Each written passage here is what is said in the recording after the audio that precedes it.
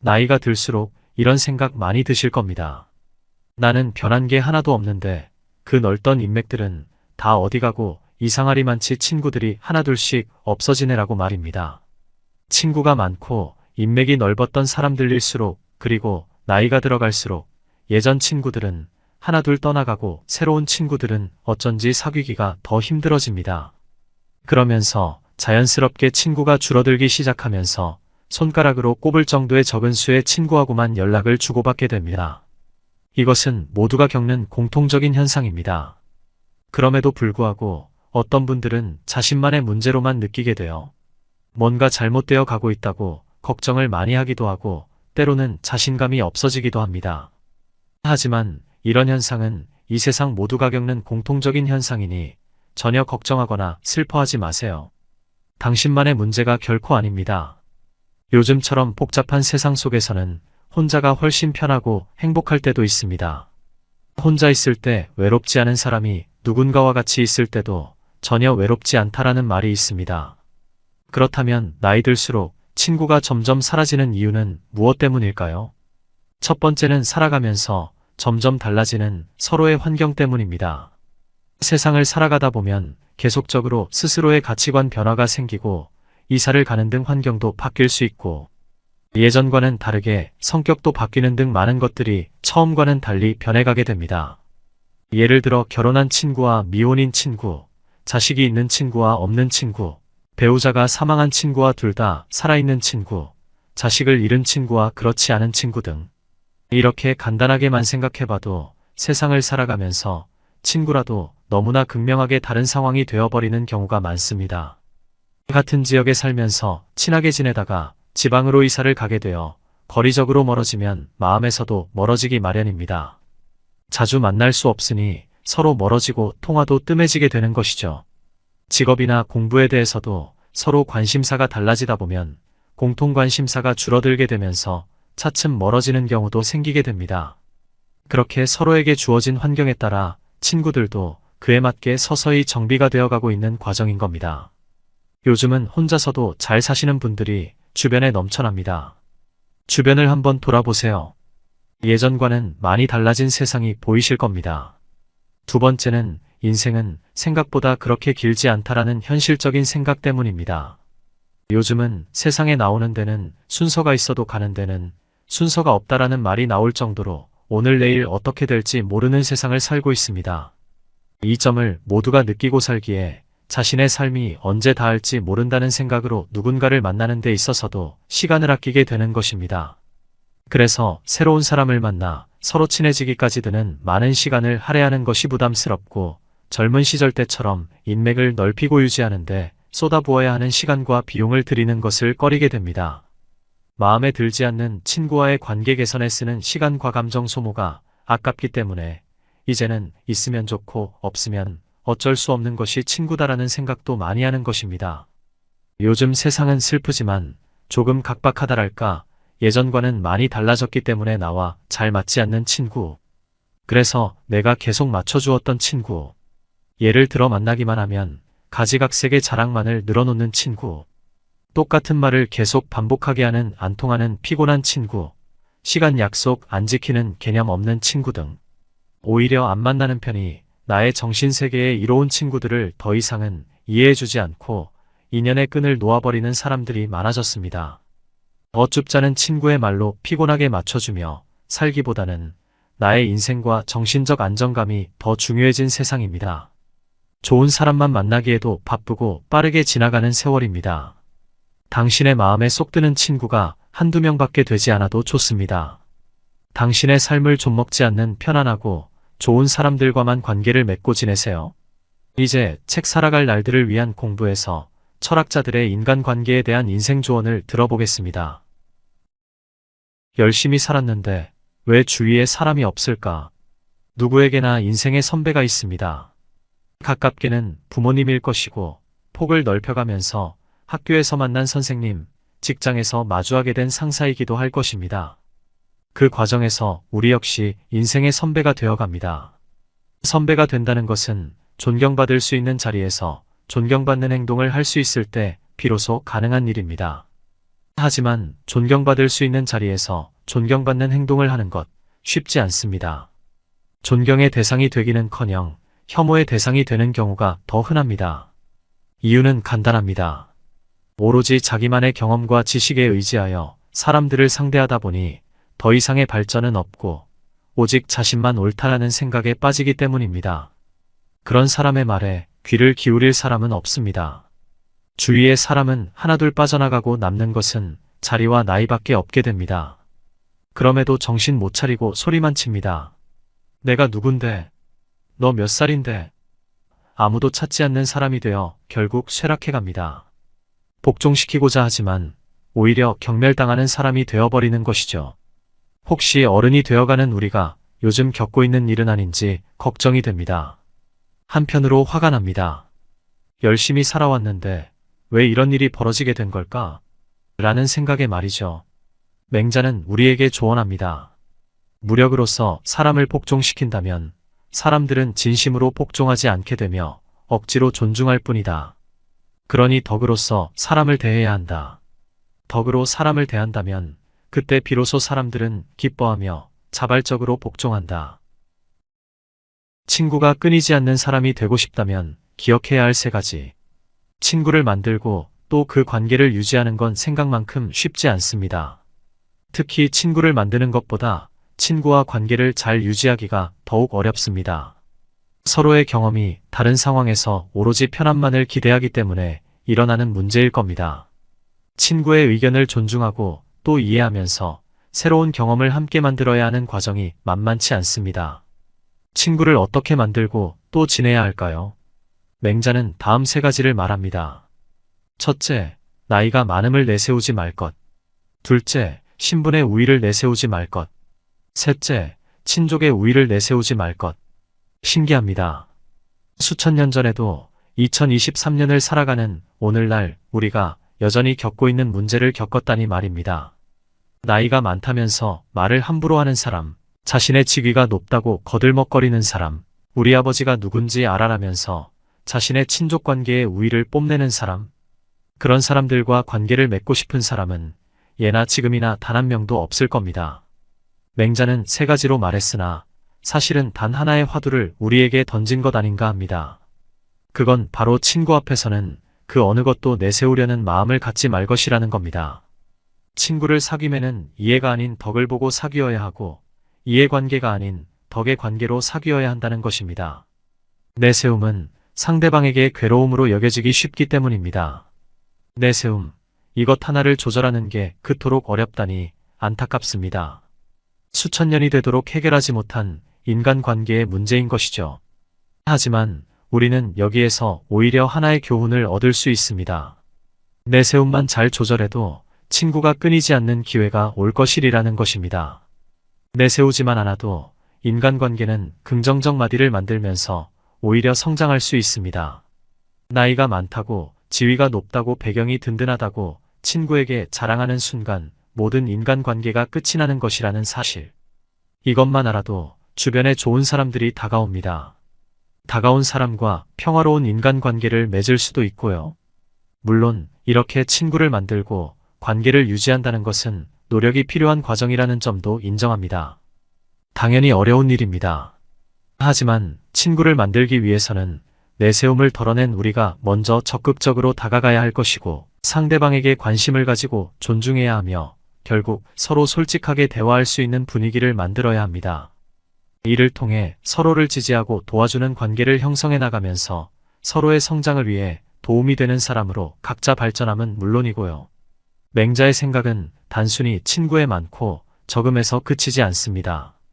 친구를 만들고 또 그 관계를 유지하면서 배운 것을 친구와의 관계뿐만이 아닌 사회적 질서와 내면적 질서에 있어서도 그 교훈으로 삼으라고 합니다.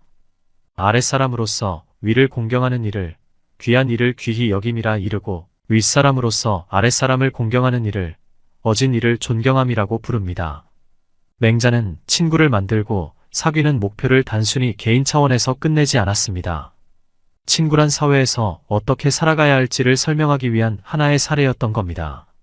맹자에 따르면 어쩔 수 없이 상하수직 구조가 발생할 수밖에 없는 사회 속에서 아랫사람과 윗사람은 각자 맡은 바 최선의 노력을 다하는 게 옳습니다.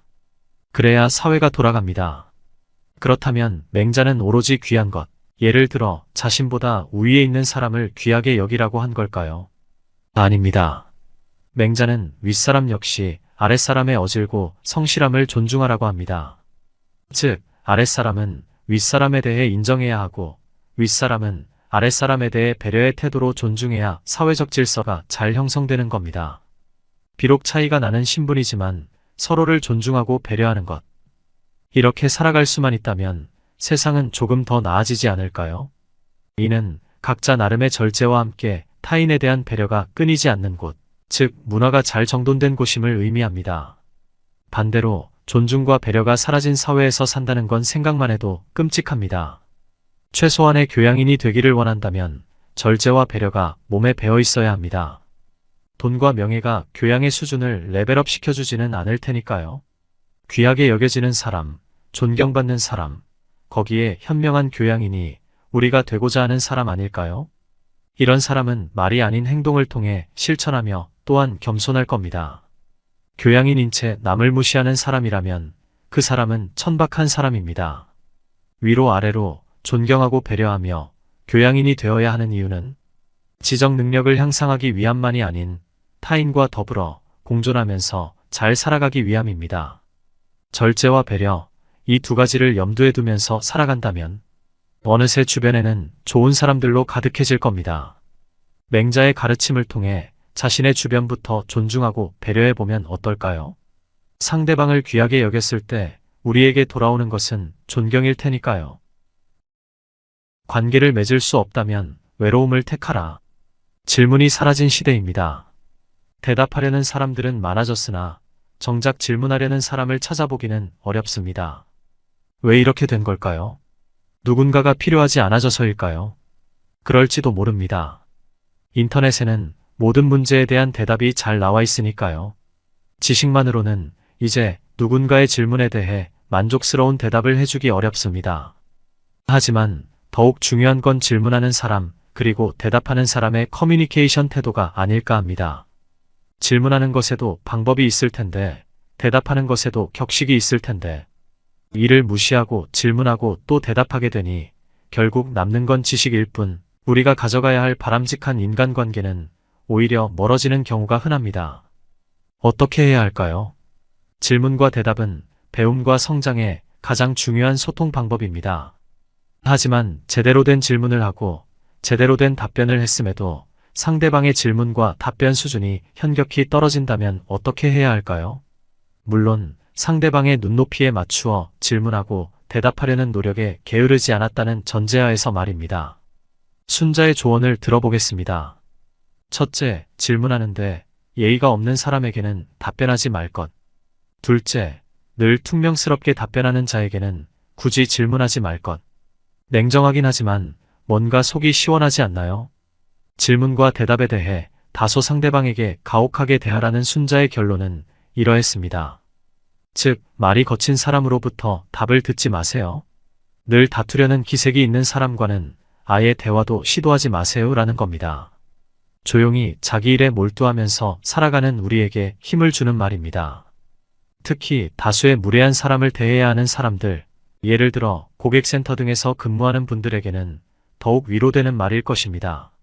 순자에 의하면 질문 하나도 제대로 하지 못하는 사람, 대답을 엉망으로 하는 사람하고는 아예 어울릴 이유가 없다고 합니다.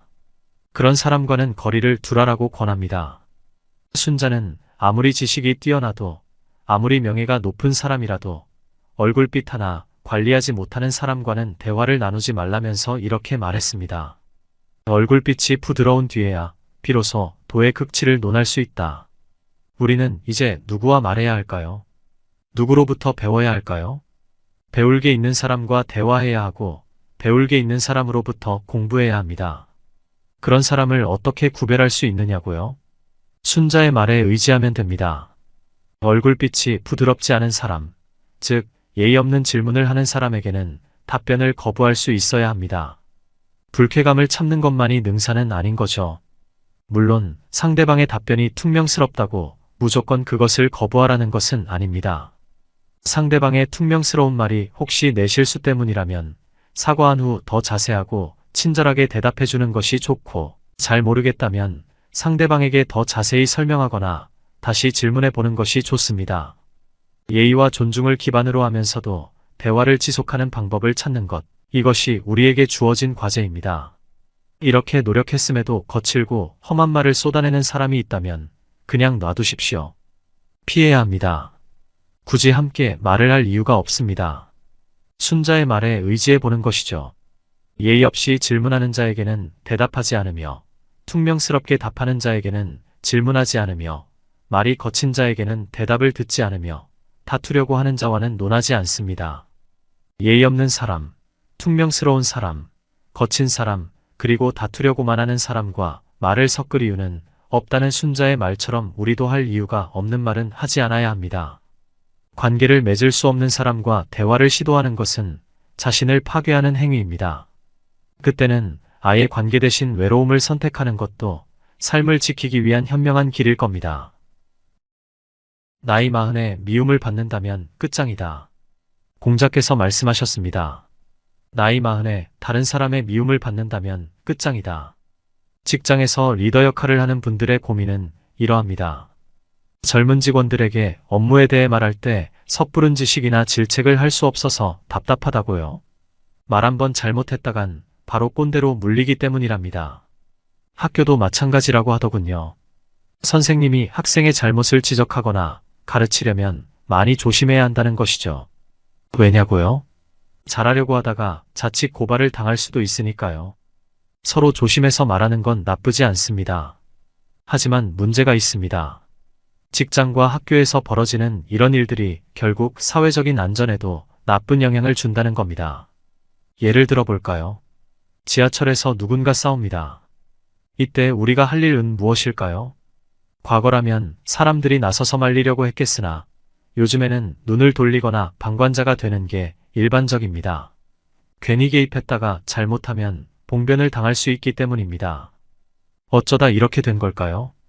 혹시 미움받을 용기가 실종되어서 아닐까요? 이런 모습의 1차적 책임은 어른에게 있습니다. 우리 사회에 어른들이 없다는 개탄의 소리가 높은 것도 사실입니다. 왜일까요? 어른들이 악역을 담당하기 싫어하기 때문은 아닐까요? 아쉽습니다. 어른이라면 이런 때 나서서 중재하며 존경받고 싶을 테니까요. 사람은 누구나 타인으로부터 인정받고 싶어 합니다. 이는 미국의 심리학자 에이브러햄 매슬로가 주장한 인간에게 있는 5가지의 욕구에서 근거를 찾을 수 있습니다. 매슬로에 하면 인간은 생존을 위해 가장 기본적인 생리적 욕구, 그 다음으로 안전 욕구, 이후로 사회적 욕구인 애정과 소속의 욕구, 자기 존중의 욕구 그리고 자아 실현의 욕구를 단계적으로 추구합니다. 마지막 단계인 자기 존중의 욕구란 누군가로부터 높임을 받고 주목과 인정을 받고자 하는 욕구입니다. 우리가 흔히들 말하는 명예요, 권력욕 등도 이 단계에 속하며 더 높은 차원의 자신감, 독립심, 자유 같은 자존감도 이에 속하는데, 말하자면 자기 존중의 욕구는 사회적 활동을 하는 인간으로서 자기를 완성하는 원천이며 자신을 분출시키는 엔진이라 할 수 있습니다. 그런데 요즘 우리 사회에서는 이 자기 존중 욕구를 함부로 내세우기가 힘들어졌습니다. 개인의 인권이 괄목할 만큼 고양되고 사회적 가치가 다원화되는 건 좋은 일이지만 이로 인해 사람들의 욕구가 소극적으로 변해버렸습니다.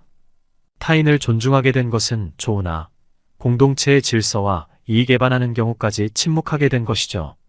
거짓, 폭력, 불법 등의 행위자에 대해서는 강력한 사회적 눈총이 있어야 하고 고개를 들고 다닐 수 없게 하여야 합니다.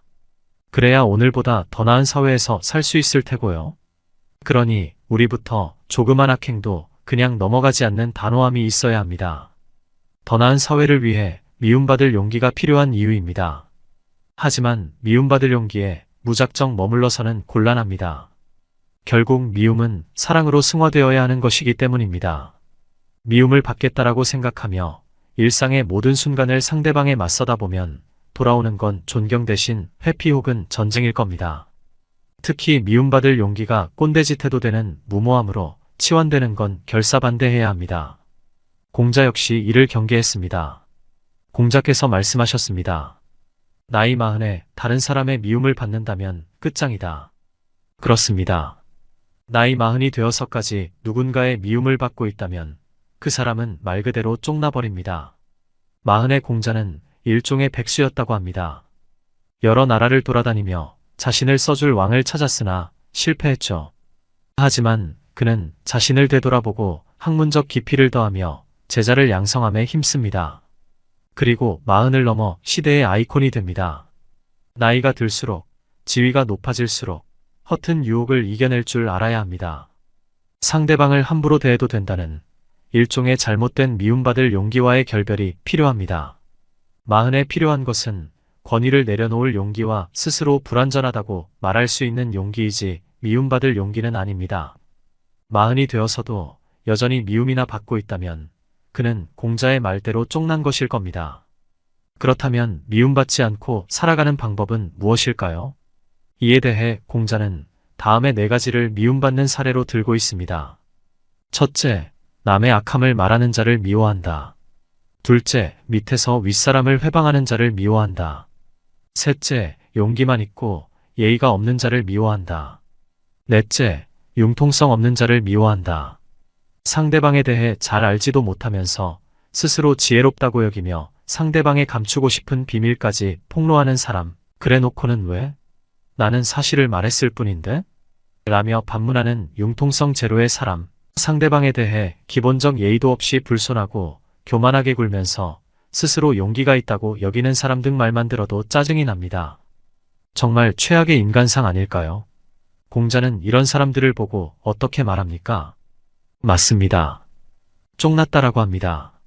공자는 이 미움을 받아 끝장날 수 있는 시기를 40으로 둡니다. 40은 불옥이라 하여 주위의 유혹에 쉽게 흔들리지 말아야 할 나이라는 겁니다. 완성된 덕을 베풀고 지도자의 길로 나아가야 할 시기라는 것이죠. 그런데 그 나이에 접어들고서도 자기 잘못으로 남의 미움을 받는다면 그건 말 그대로 끝장이 난 겁니다. 선악과 시비의 판단을 스스로 결정하고 일의 결과도 스스로 책임져야 할 40이라면 반드시 기억해야 할 말입니다. 40만 기억해야 할 말일까요? 아닙니다. 20이건 30이건 아니면 50이건 마찬가지로 조심해야 할 일들입니다. 이제 공자가 말한 미움받을 짓을 혹시 범하고 있는지 확인해 봐야 합니다. 나는 혹시 남의 악함을 쉽게 말하고 있는 건 아닐까? 윗사람을 두고 회방하고자 하는 건 아닐까? 용기 없는데 예의까지 없는 사람이 내가 아닐까? 나에겐 융통성이 있는 걸까? 이제 미움받아도 괜찮아라는 무모함과 결별할 때입니다. 오늘 준비한 영상은 여기까지입니다. 영상이 도움되셨다면 구독, 좋아요 부탁드립니다. 나이가 들수록 이런 생각 많이 드실 겁니다. 나는 변한 게 하나도 없는데 그 넓던 인맥들은 다 어디 가고 이상하리만치 친구들이 하나둘씩 없어지네라고 말입니다. 친구가 많고 인맥이 넓었던 사람들일수록 그리고 나이가 들어갈수록 예전 친구들은 하나둘 떠나가고 새로운 친구들은 어쩐지 사귀기가 더 힘들어집니다. 그러면서 자연스럽게 친구가 줄어들기 시작하면서 손가락으로 꼽을 정도의 적은 수의 친구하고만 연락을 주고받게 됩니다. 이것은 모두가 겪는 공통적인 현상입니다. 그럼에도 불구하고 어떤 분들은 자신만의 문제로만 느끼게 되어 뭔가 잘못되어 가고 있다고 걱정을 많이 하기도 하고 때로는 자신감이 없어지기도 합니다. 하지만 이런 현상은 이 세상 모두가 겪는 공통적인 현상이니 전혀 걱정하거나 슬퍼하지 마세요. 당신만의 문제가 결코 아닙니다. 요즘처럼 복잡한 세상 속에서는 혼자가 훨씬 편하고 행복할 때도 있습니다.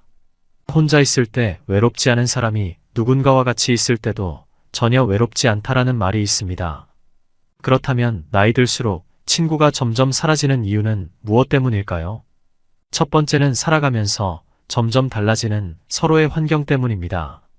세상을 살아가다 보면 계속적으로 스스로의 가치관 변화가 생기고 이사를 가는 등 환경도 바뀔 수 있고 예전과는 다르게 성격도 바뀌는 등 많은 것들이 처음과는 달리 변해가게 됩니다. 예를 들어 결혼한 친구와 미혼인 친구, 자식이 있는 친구와 없는 친구, 배우자가 사망한 친구와 둘 다 살아있는 친구, 자식을 잃은 친구와 그렇지 않은 친구 등 이렇게 간단하게만 생각해봐도 세상을 살아가면서 친구라도 너무나 극명하게 다른 상황이 되어버리는 경우가 많습니다. 같은 지역에 살면서 친하게 지내다가 지방으로 이사를 가게 되어 거리적으로 멀어지면 마음에서도 멀어지기 마련입니다. 자주 만날 수 없으니 서로 멀어지고 통화도 뜸해지게 되는 것이죠. 직업이나 공부에 대해서도 서로 관심사가 달라지다 보면 공통 관심사가 줄어들게 되면서 차츰 멀어지는 경우도 생기게 됩니다. 그렇게 서로에게 주어진 환경에 따라 친구들도 그에 맞게 서서히 정비가 되어가고 있는 과정인 겁니다. 요즘은 혼자서도 잘 사시는 분들이 주변에 넘쳐납니다. 주변을 한번 돌아보세요. 예전과는 많이 달라진 세상이 보이실 겁니다. 두 번째는 인생은 생각보다 그렇게 길지 않다라는 현실적인 생각 때문입니다. 요즘은 세상에 나오는 데는 순서가 있어도 가는 데는 순서가 없다라는 말이 나올 정도로 오늘 내일 어떻게 될지 모르는 세상을 살고 있습니다. 이 점을 모두가 느끼고 살기에 자신의 삶이 언제 닿을지 모른다는 생각으로 누군가를 만나는 데 있어서도 시간을 아끼게 되는 것입니다. 그래서 새로운 사람을 만나 서로 친해지기까지 드는 많은 시간을 할애하는 것이 부담스럽고 젊은 시절 때처럼 인맥을 넓히고 유지하는데 쏟아부어야 하는 시간과 비용을 들이는 것을 꺼리게 됩니다. 마음에 들지 않는 친구와의 관계 개선에 쓰는 시간과 감정 소모가 아깝기 때문에 이제는 있으면 좋고 없으면 어쩔 수 없는 것이 친구다라는 생각도 많이 하는 것입니다. 요즘 세상은 슬프지만 조금 각박하다랄까 예전과는 많이 달라졌기 때문에 나와 잘 맞지 않는 친구. 그래서 내가 계속 맞춰주었던 친구. 예를 들어 만나기만 하면 가지각색의 자랑만을 늘어놓는 친구. 똑같은 말을 계속 반복하게 하는 안 통하는 피곤한 친구. 시간 약속 안 지키는 개념 없는 친구 등. 오히려 안 만나는 편이 나의 정신세계에 이로운 친구들을 더 이상은 이해해주지 않고 인연의 끈을 놓아버리는 사람들이 많아졌습니다. 어줍잖은 친구의 말로 피곤하게 맞춰주며 살기보다는 나의 인생과 정신적 안정감이 더 중요해진 세상입니다. 좋은 사람만 만나기에도 바쁘고 빠르게 지나가는 세월입니다. 당신의 마음에 쏙 드는 친구가 한두 명밖에 되지 않아도 좋습니다. 당신의 삶을 좀먹지 않는 편안하고 좋은 사람들과만 관계를 맺고 지내세요. 이제 책 살아갈 날들을 위한 공부에서 철학자들의 인간관계에 대한 인생 조언을 들어보겠습니다. 열심히 살았는데 왜 주위에 사람이 없을까? 누구에게나 인생의 선배가 있습니다. 가깝게는 부모님일 것이고 폭을 넓혀가면서 학교에서 만난 선생님, 직장에서 마주하게 된 상사이기도 할 것입니다. 그 과정에서 우리 역시 인생의 선배가 되어갑니다.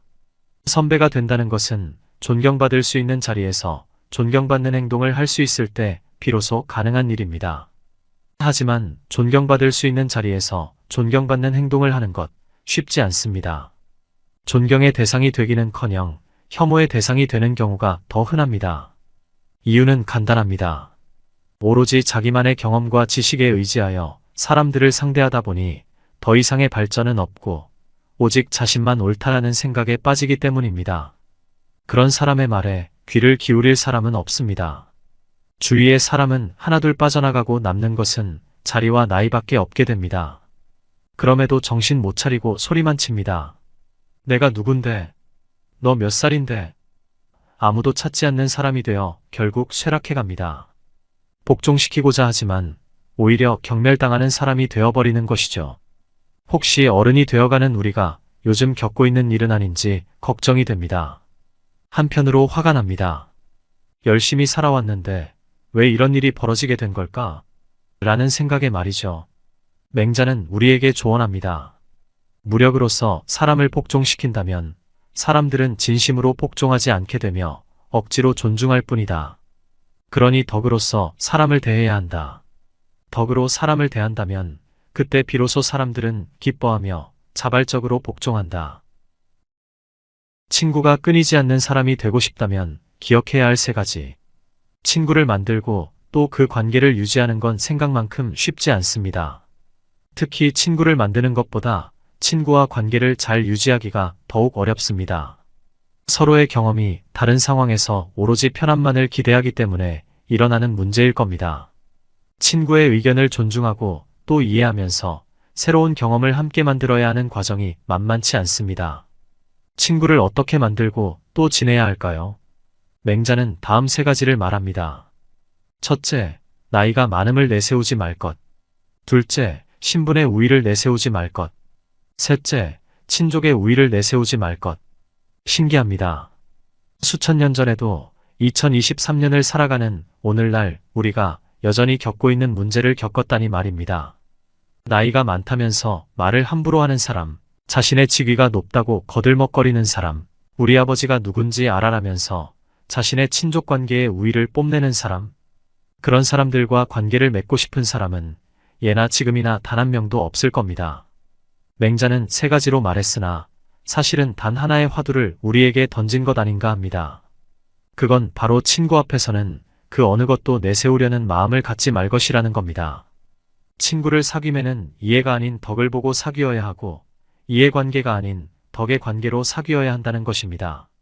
내세움은 상대방에게 괴로움으로 여겨지기 쉽기 때문입니다. 내세움, 이것 하나를 조절하는 게 그토록 어렵다니 안타깝습니다. 수천 년이 되도록 해결하지 못한 인간관계의 문제인 것이죠. 하지만 우리는 여기에서 오히려 하나의 교훈을 얻을 수 있습니다. 내세움만 잘 조절해도 친구가 끊이지 않는 기회가 올 것이라는 것입니다. 내세우지만 않아도 인간관계는 긍정적 마디를 만들면서 오히려 성장할 수 있습니다. 나이가 많다고, 지위가 높다고, 배경이 든든하다고 친구에게 자랑하는 순간 모든 인간관계가 끝이 나는 것이라는 사실. 이것만 알아도 주변에 좋은 사람들이 다가옵니다. 다가온 사람과 평화로운 인간관계를 맺을 수도 있고요. 물론 이렇게 친구를 만들고 관계를 유지한다는 것은 노력이 필요한 과정이라는 점도 인정합니다. 당연히 어려운 일입니다. 하지만 친구를 만들기 위해서는 내세움을 덜어낸 우리가 먼저 적극적으로 다가가야 할 것이고 상대방에게 관심을 가지고 존중해야 하며 결국 서로 솔직하게 대화할 수 있는 분위기를 만들어야 합니다. 이를 통해 서로를 지지하고 도와주는 관계를 형성해 나가면서 서로의 성장을 위해 도움이 되는 사람으로 각자 발전함은 물론이고요. 맹자의 생각은 단순히 친구에 많고 적음에서 그치지 않습니다. 친구를 만들고 또 그 관계를 유지하면서 배운 것을 친구와의 관계뿐만이 아닌 사회적 질서와 내면적 질서에 있어서도 그 교훈으로 삼으라고 합니다. 아랫사람으로서 위를 공경하는 이를, 귀한 이를 귀히 여김이라 이르고 윗사람으로서 아랫사람을 공경하는 이를, 어진 이를 존경함이라고 부릅니다.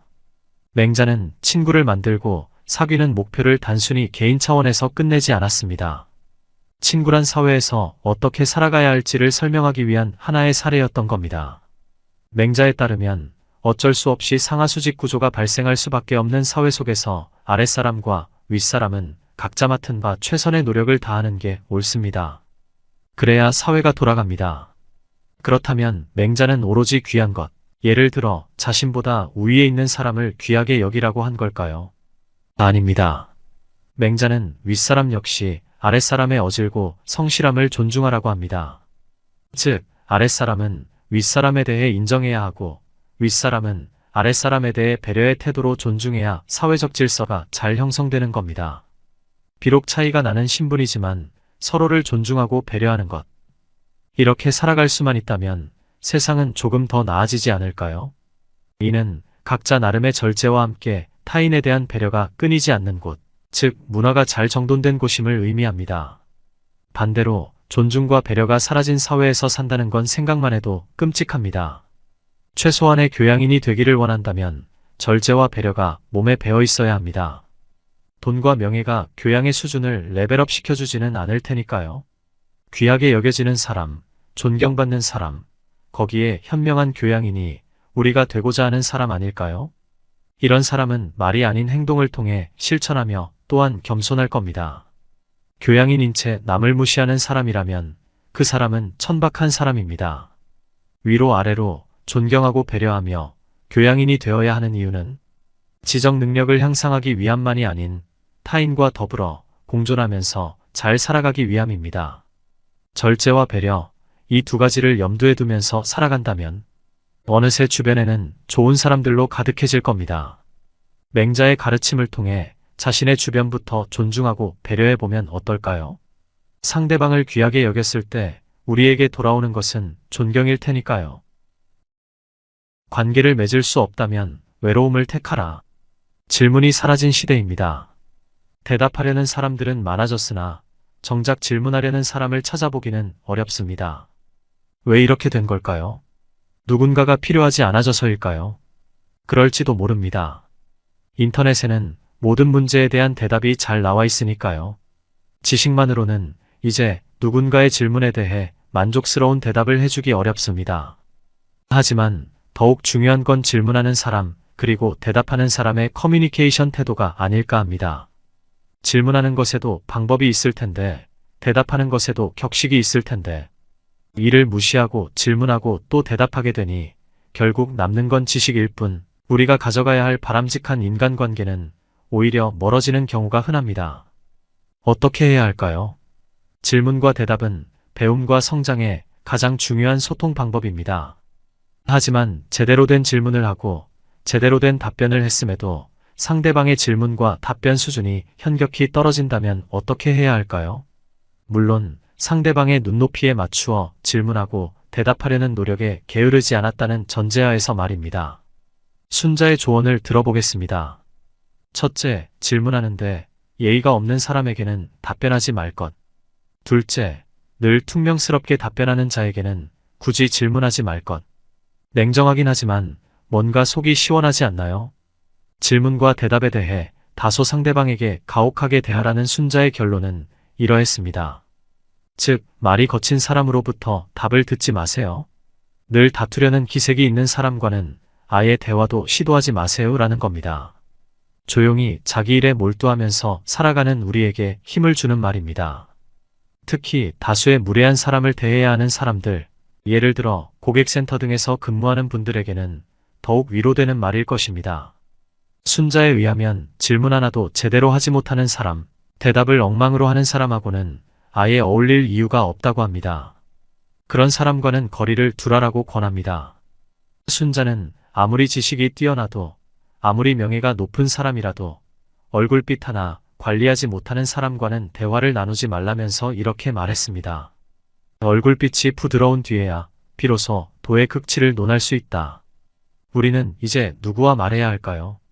누구로부터 배워야 할까요? 배울 게 있는 사람과 대화해야 하고 배울 게 있는 사람으로부터 공부해야 합니다. 그런 사람을 어떻게 구별할 수 있느냐고요? 순자의 말에 의지하면 됩니다. 얼굴빛이 부드럽지 않은 사람, 즉 예의 없는 질문을 하는 사람에게는 답변을 거부할 수 있어야 합니다. 불쾌감을 참는 것만이 능사는 아닌 거죠. 물론 상대방의 답변이 퉁명스럽다고 무조건 그것을 거부하라는 것은 아닙니다.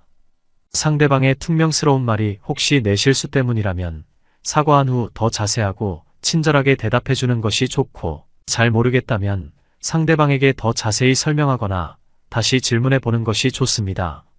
예의와 존중을 기반으로 하면서도 대화를 지속하는 방법을 찾는 것, 이것이 우리에게 주어진 과제입니다. 이렇게 노력했음에도 거칠고 험한 말을 쏟아내는 사람이 있다면 그냥 놔두십시오. 피해야 합니다. 굳이 함께 말을 할 이유가 없습니다. 순자의 말에 의지해 보는 것이죠. 예의 없이 질문하는 자에게는 대답하지 않으며, 퉁명스럽게 답하는 자에게는 질문하지 않으며, 말이 거친 자에게는 대답을 듣지 않으며, 다투려고 하는 자와는 논하지 않습니다. 예의 없는 사람, 퉁명스러운 사람, 거친 사람, 그리고 다투려고만 하는 사람과 말을 섞을 이유는 없다는 순자의 말처럼 우리도 할 이유가 없는 말은 하지 않아야 합니다. 관계를 맺을 수 없는 사람과 대화를 시도하는 것은 자신을 파괴하는 행위입니다. 그때는 아예 관계 대신 외로움을 선택하는 것도 삶을 지키기 위한 현명한 길일 겁니다. 나이 40에 미움을 받는다면 끝장이다. 공자께서 말씀하셨습니다. 나이 40에 다른 사람의 미움을 받는다면 끝장이다. 직장에서 리더 역할을 하는 분들의 고민은 이러합니다. 젊은 직원들에게 업무에 대해 말할 때 섣부른 지식이나 질책을 할 수 없어서 답답하다고요. 말 한번 잘못했다간 바로 꼰대로 물리기 때문이랍니다. 학교도 마찬가지라고 하더군요. 선생님이 학생의 잘못을 지적하거나 가르치려면 많이 조심해야 한다는 것이죠. 왜냐고요? 잘하려고 하다가 자칫 고발을 당할 수도 있으니까요. 서로 조심해서 말하는 건 나쁘지 않습니다. 하지만 문제가 있습니다. 직장과 학교에서 벌어지는 이런 일들이 결국 사회적인 안전에도 나쁜 영향을 준다는 겁니다. 예를 들어 볼까요? 지하철에서 누군가 싸웁니다. 이때 우리가 할 일은 무엇일까요? 과거라면 사람들이 나서서 말리려고 했겠으나 요즘에는 눈을 돌리거나 방관자가 되는 게 일반적입니다. 괜히 개입했다가 잘못하면 봉변을 당할 수 있기 때문입니다. 어쩌다 이렇게 된 걸까요? 혹시 미움받을 용기가 실종되어서 아닐까요? 이런 모습의 1차적 책임은 어른에게 있습니다. 우리 사회에 어른들이 없다는 개탄의 소리가 높은 것도 사실입니다. 왜일까요? 어른들이 악역을 담당하기 싫어하기 때문은 아닐까요? 아쉽습니다. 어른이라면 이런 때 나서서 중재하며 존경받고 싶을 테니까요. 사람은 누구나 타인으로부터 인정받고 싶어 합니다. 이는 미국의 심리학자 에이브러햄 매슬로가 주장한 인간에게 있는 5가지의 욕구에서 근거를 찾을 수 있습니다. 매슬로에 의하면 인간은 생존을 위해 가장 기본적인 생리적 욕구, 그 다음으로 안전 욕구, 이후로 사회적 욕구인 애정과 소속의 욕구, 자기 존중의 욕구 그리고 자아 실현의 욕구를 단계적으로 추구합니다. 마지막 단계인 자기 존중의 욕구란 누군가로부터 높임을 받고 주목과 인정을 받고자 하는 욕구입니다. 우리가 흔히들 말하는 명예욕, 권력욕 등도 이 단계에 속하며 더 높은 차원의 자신감, 독립심, 자유 같은 자존감도 이에 속하는데 말하자면 자기 존중의 욕구는 사회적 활동을 하는 인간으로서 자기를 완성하는 원천이며 자신을 분출시키는 엔진이라 할 수 있습니다. 그런데 요즘 우리 사회에서는 이 자기 존중 욕구를 함부로 내세우기가 힘들어졌습니다. 개인의 인권이 괄목할 만큼 고양되고 사회적 가치가 다원화되는 건 좋은 일이지만 이로 인해 사람들의 욕구가 소극적으로 변해버렸습니다. 타인을 존중하게 된 것은 좋으나 공동체의 질서와 이익에 반하는 경우까지 침묵하게 된 것이죠. 거짓, 폭력, 불법 등의 행위자에 대해서는 강력한 사회적 눈총이 있어야 하고 고개를 들고 다닐 수 없게 하여야 합니다. 그래야 오늘보다 더 나은 사회에서 살 수 있을 테고요. 그러니 우리부터 조그만 악행도 그냥 넘어가지 않는 단호함이 있어야 합니다. 더 나은 사회를 위해 미움받을 용기가 필요한 이유입니다. 하지만 미움받을 용기에 무작정 머물러서는 곤란합니다. 결국 미움은 사랑으로 승화되어야 하는 것이기 때문입니다. 미움을 받겠다라고 생각하며 일상의 모든 순간을 상대방에 맞서다 보면 돌아오는 건 존경 대신 회피 혹은 전쟁일 겁니다. 특히 미움받을 용기가 꼰대짓해도 되는 무모함으로 치환되는 건 결사반대해야 합니다. 공자 역시 이를 경계했습니다. 공자께서 말씀하셨습니다. 나이 40에 다른 사람의 미움을 받는다면 끝장이다. 그렇습니다. 나이 40이 되어서까지 누군가의 미움을 받고 있다면 그 사람은 말 그대로 쪽나버립니다. 40의 공자는 일종의 백수였다고 합니다. 여러 나라를 돌아다니며 자신을 써줄 왕을 찾았으나 실패했죠. 하지만 그는 자신을 되돌아보고 학문적 깊이를 더하며 제자를 양성함에 힘씁니다. 그리고 40을 넘어 시대의 아이콘이 됩니다. 나이가 들수록 지위가 높아질수록 허튼 유혹을 이겨낼 줄 알아야 합니다. 상대방을 함부로 대해도 된다는 일종의 잘못된 미움받을 용기와의 결별이 필요합니다. 40에 필요한 것은 권위를 내려놓을 용기와 스스로 불완전하다고 말할 수 있는 용기이지 미움받을 용기는 아닙니다. 40이 되어서도 여전히 미움이나 받고 있다면 그는 공자의 말대로 쪽난 것일 겁니다. 그렇다면 미움받지 않고 살아가는 방법은 무엇일까요? 이에 대해 공자는 다음의 4가지를 미움받는 사례로 들고 있습니다. 첫째, 남의 악함을 말하는 자를 미워한다. 둘째, 밑에서 윗사람을 회방하는 자를 미워한다. 셋째, 용기만 있고 예의가 없는 자를 미워한다. 넷째, 융통성 없는 자를 미워한다. 상대방에 대해 잘 알지도 못하면서 스스로 지혜롭다고 여기며 상대방에 감추고 싶은 비밀까지 폭로하는 사람, 그래 놓고는 왜? 나는 사실을 말했을 뿐인데? 라며 반문하는 융통성 제로의 사람, 상대방에 대해 기본적 예의도 없이 불손하고 교만하게 굴면서 스스로 용기가 있다고 여기는 사람 등 말만 들어도 짜증이 납니다. 정말 최악의 인간상 아닐까요? 공자는 이런 사람들을 보고 어떻게 말합니까? 맞습니다. 쫑났다라고 합니다. 공자는 이 미움을 받아 끝장날 수 있는 시기를 마흔으로 둡니다. 마흔은 불옥이라 하여 주위의 유혹에 쉽게 흔들리지 말아야 할 나이라는 겁니다. 완성된 덕을 베풀고 지도자의 길로 나아가야 할 시기라는 것이죠. 그런데 그 나이에 접어들고서도 자기 잘못으로 남의 미움을 받는다면 그건 말 그대로 끝장이 난 겁니다. 선악과 시비의 판단을 스스로 결정하고 일의 결과도 스스로 책임져야 할 마흔이라면 반드시 기억해야 할 말입니다. 마흔만 기억해야 할 말일까요? 아닙니다. 20이건 30이건 아니면 50이건 마찬가지로 조심해야 할 일들입니다. 이제 공자가 말한 미움받을 짓을 혹시 범하고 있는지 확인해 봐야 합니다. 나는 혹시 남의 악함을 쉽게 말하고 있는 건 아닐까? 윗사람을 두고 회방하고자 하는 건 아닐까? 용기 없는데 예의까지 없는 사람이 내가 아닐까? 나에겐 융통성이 있는 걸까? 이제 미움받아도 괜찮아라는 무모함과 결별할 때입니다. 오늘 준비한 영상은 여기까지입니다. 영상이 도움되셨다면 구독, 좋아요 부탁드립니다. 지난 2010년 캐나다 토론토의 3살짜리 소녀 알레이샤 헌터가 유방절 제수를 통해 유방암에서 완치됐다고 영국 데일리 메일이 보도한 적이 있다. 외신들에 따르면 칠레의 마우라 무뇨스는 유방암 확진을 받았다. 마우라의 어머니 패트리샤 무뇨스는 딸이 림프절 전이를 겪었고 지난해 12월 유방절 제수를 받았다고 말했다. 너무나 놀라운 기사 아닌가요? 이렇게 어린 나이에도 유방암이 걸릴 수 있다는 사실 알고 계셨나요? 유방암은 한국 여성에게 가장 많이 발생하는 암입니다. 한국 여성의 유방암 증가율은 세계 1위라고 합니다. 1999년부터 한 해도 쉬지 않고 증가하고 있으며 2007년 이후에는 연평균 약 4%씩 늘고 있습니다. 유방암이 이렇게 여성암의 대세로 자리 잡고 증가하는 추세는 향후에도 지속될 것으로 예측됩니다. 이런 기사를 접하고 유방암에 관심을 갖게 되어 오늘 영상을 준비했습니다. 오늘 소개할 책은 여자가 우유를 끊어야 하는 이유라는 책으로 저자 제인 플랜트, 출판사 윤출판입니다. 유방암의 원인에 대해 조금 다르게 생각해 볼 수 있는 내용으로 한번 읽어보시면 좋을 것 같습니다. 그럼 바로 시작하겠습니다. 한국의 유방암 발생률 통계를 보면 안타깝게도 산업화된 동물성 단백질, 특히 유제품의 섭취가 증가하는데 대한 대가를 치르고 있는 것 같다. 국제암연구소에 따르면 연령 표준화 기준으로 한국의 유방암 발생률은 2000년에 10만 명당 24명이던 것이 2012년에는 50명 이상으로 높아졌는데 12년 만에 2배 이상 증가한 것이다.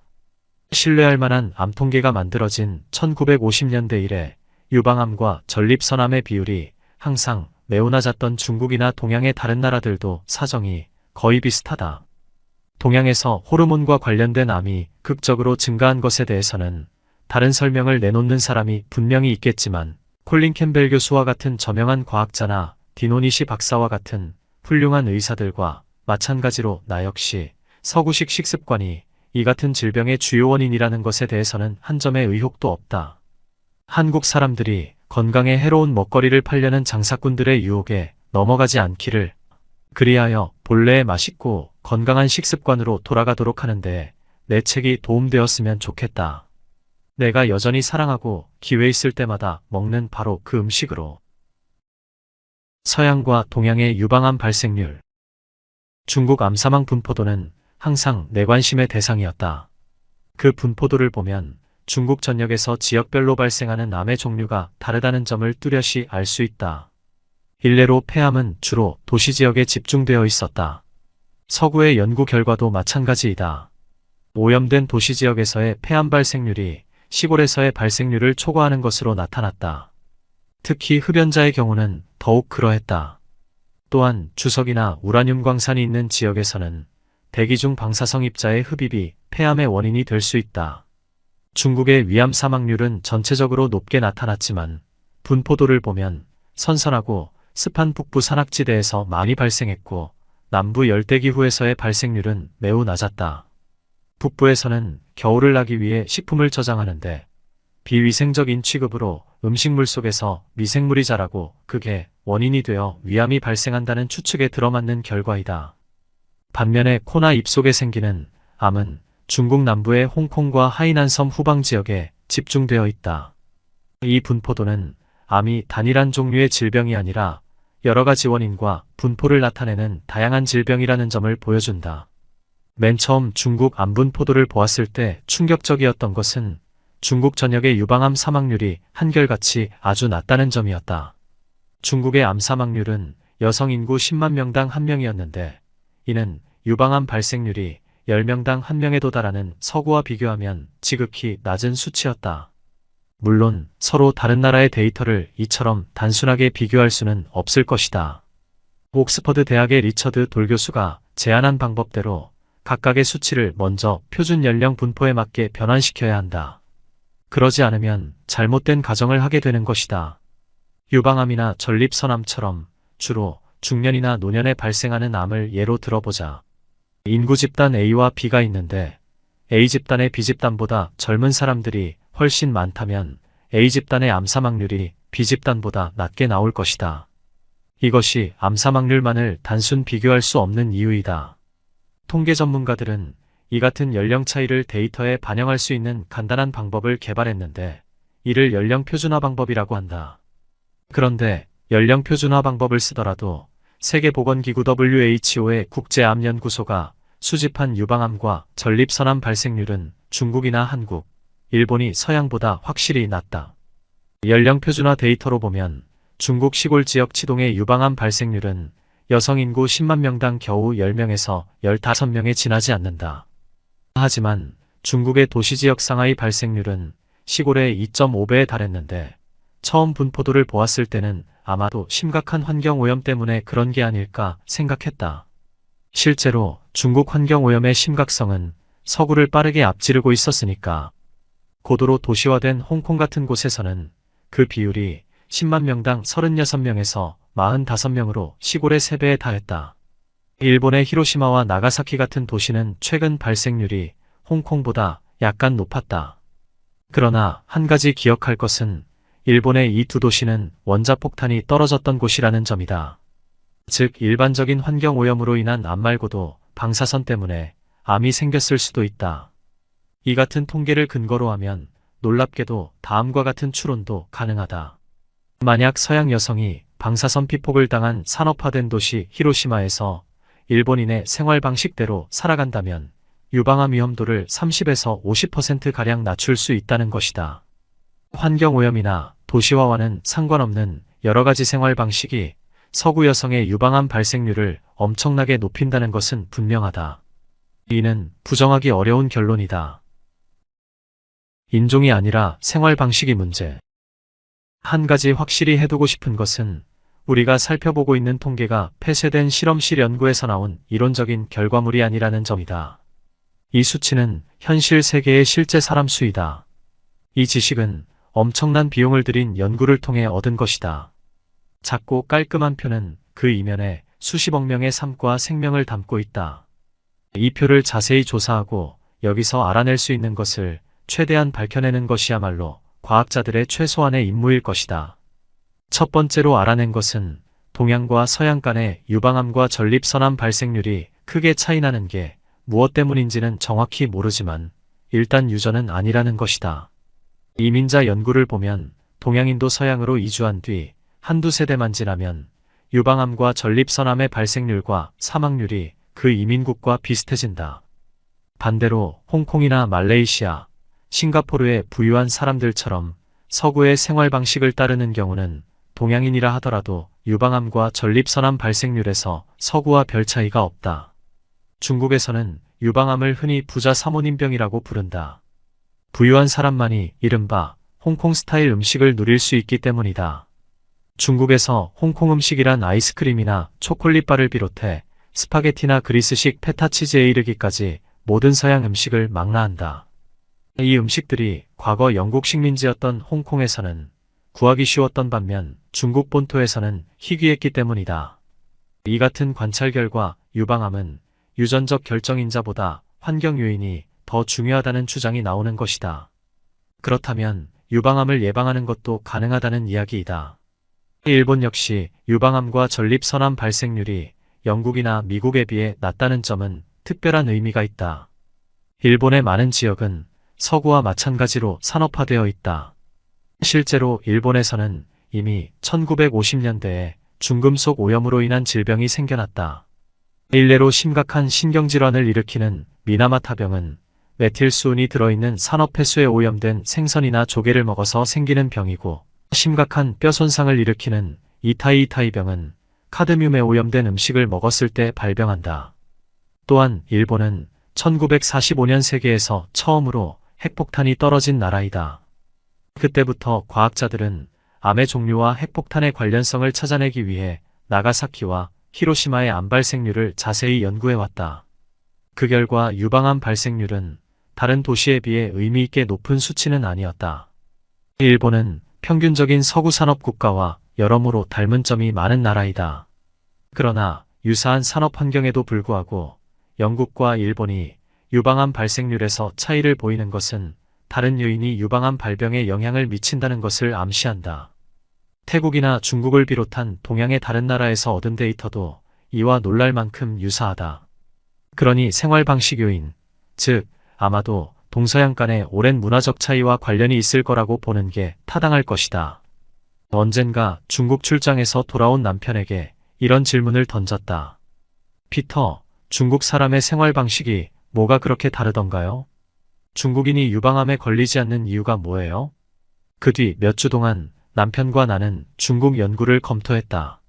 이 연구를 이끈 사람은 미국 코넬 대학의 콜린 캠벨, 중국 예방의학회의 첸준 씨, 중국 의학회의 리준야오, 영국 옥스퍼드 대학의 리처드 페토 교수 등이다. 나중에는 전 세계적으로 20명에 달하는 공동 연구자들이 이 프로젝트에 참여해 혈액과 소변 샘플을 분석했다. 중국은 건강 연구를 위한 거대한 실험실이라고 할 만하다. 인구도 엄청나게 많고 환경도 아주 다른데다 다양한 질병과 상이한 식습관, 그리고 서로 다른 사회경제적 조건으로 인해 사망률도 지역마다 다르다. 중국 연구는 중국인이 미국인보다 높은 칼로리를 섭취하는데도 비만은 더 적은 이유를 규명했다.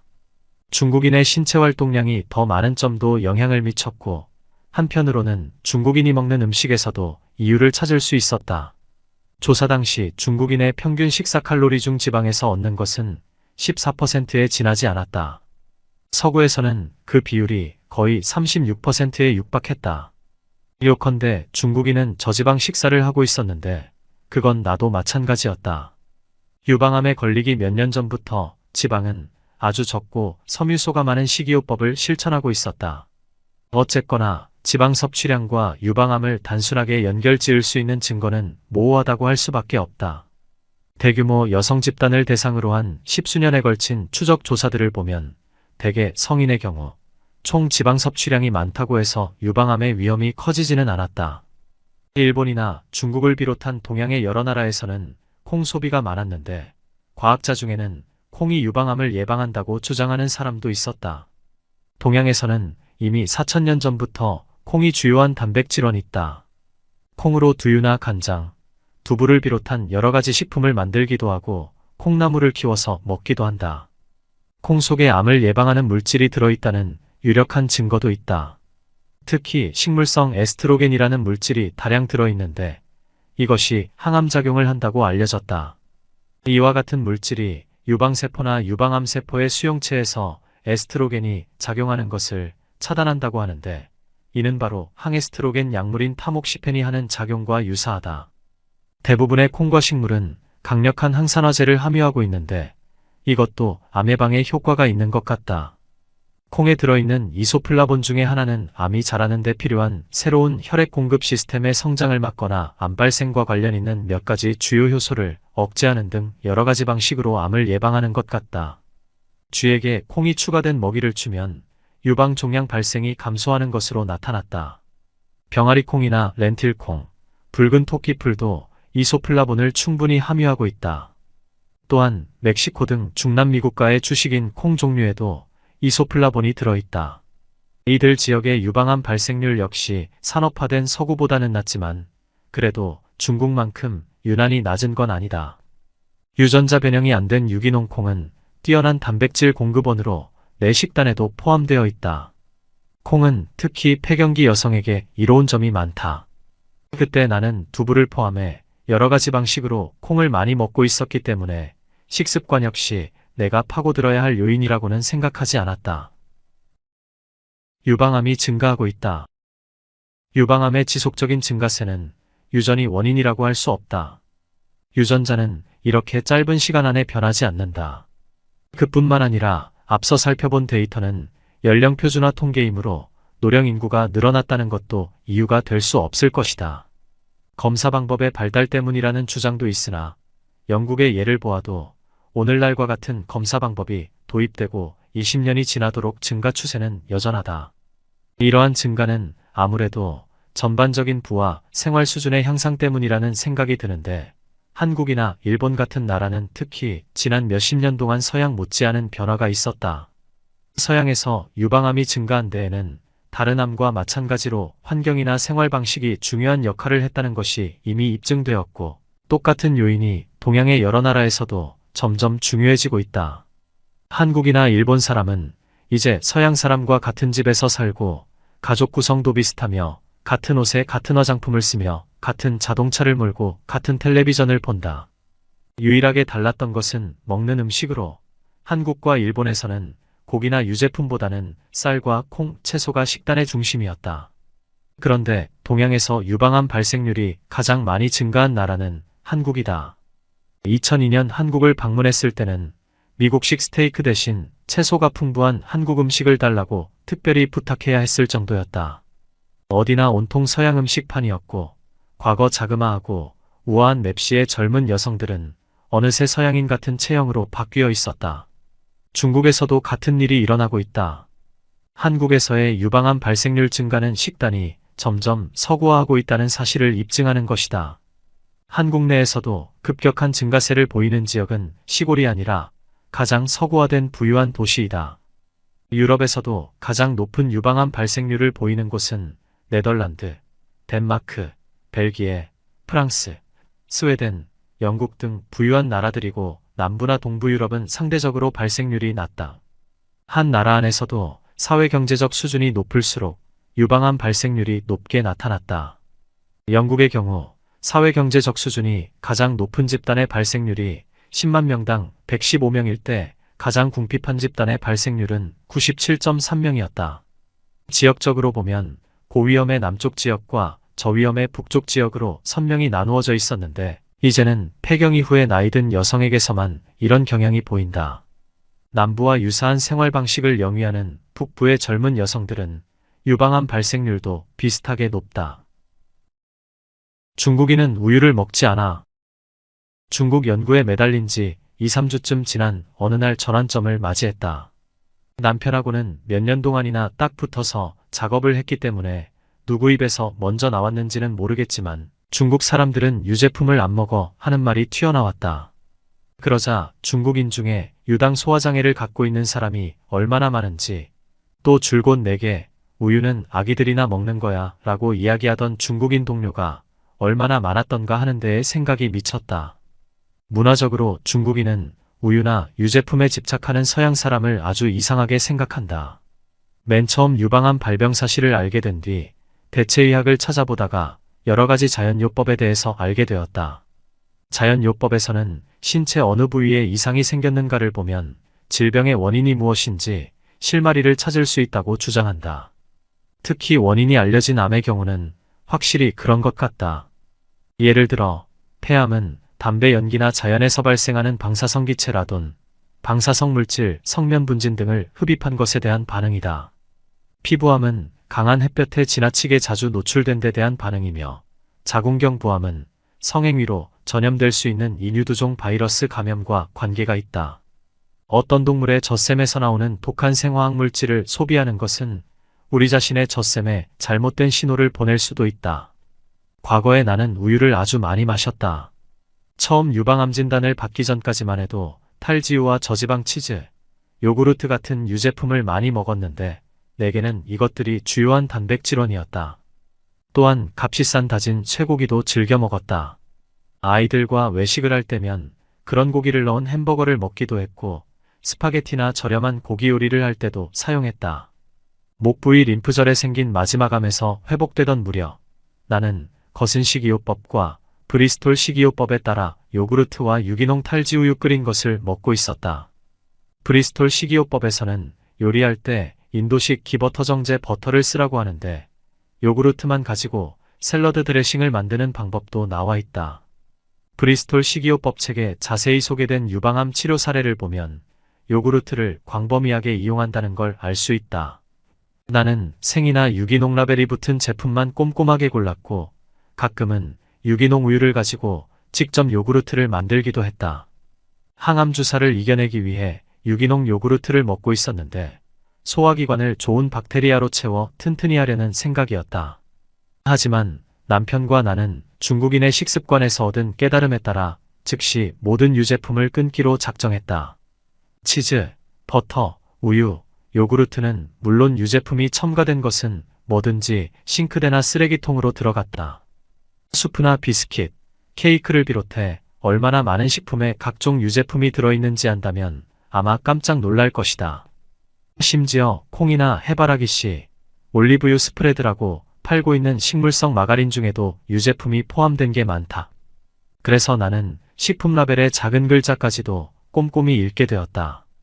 또 의약품 중에도 유당을 기반으로 한 게 많다. 유제품이 난소암 위험을 키운다. 최근에야 알게 된 사실이지만 이미 1989년에 요구르트가 난소암과 관련이 있다는 주장이 있었다. 하버드 대학의 데니얼 크레이머 박사는 수백 명의 난소암 환자에게 평소에 먹는 것을 자세히 기록하게 했다. 그리고 연령 등 인구 통계적 속성이 유사한 난소암에 걸리지 않은 집단과 비교했다.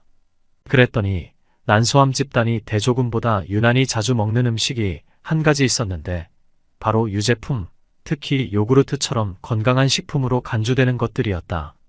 크레이머 박사는 정상적인 유당 락토스 분해 산물이 범인이라고 생각했다. 락토스는 체내에서 또 다른 당류인 갈락토스로 분해된다. 갈락토스는 다시 갈락토스 분해 효소에 의해 더 잘게 나누어진다.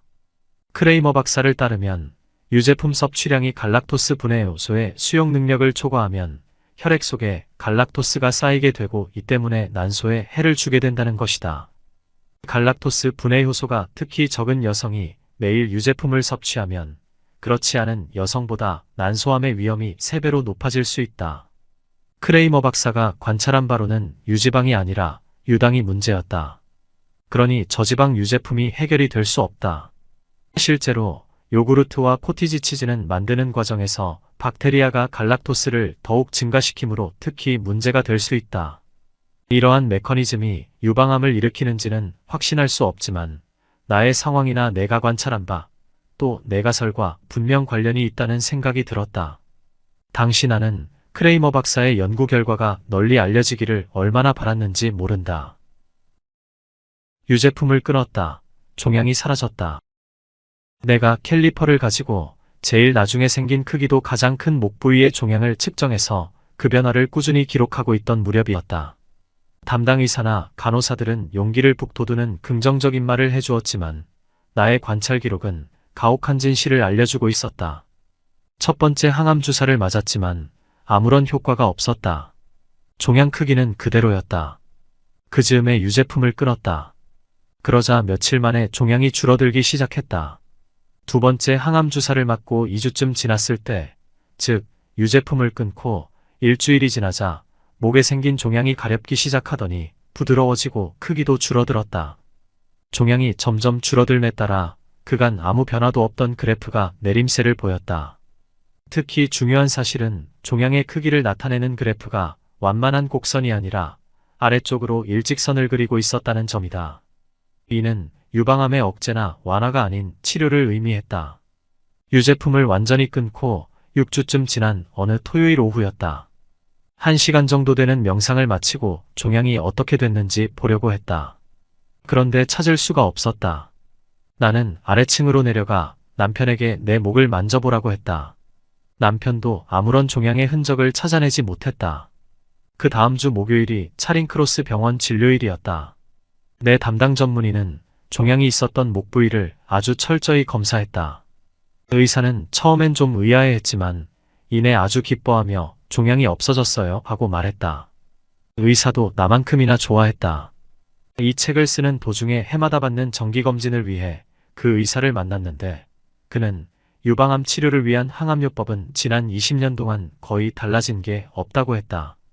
당시 의사들은 유방암의 종류나 경과로 볼 때 나 같은 환자는 생기발랄하기는커녕 생존하기도 힘들거라 예측했던 것 같다.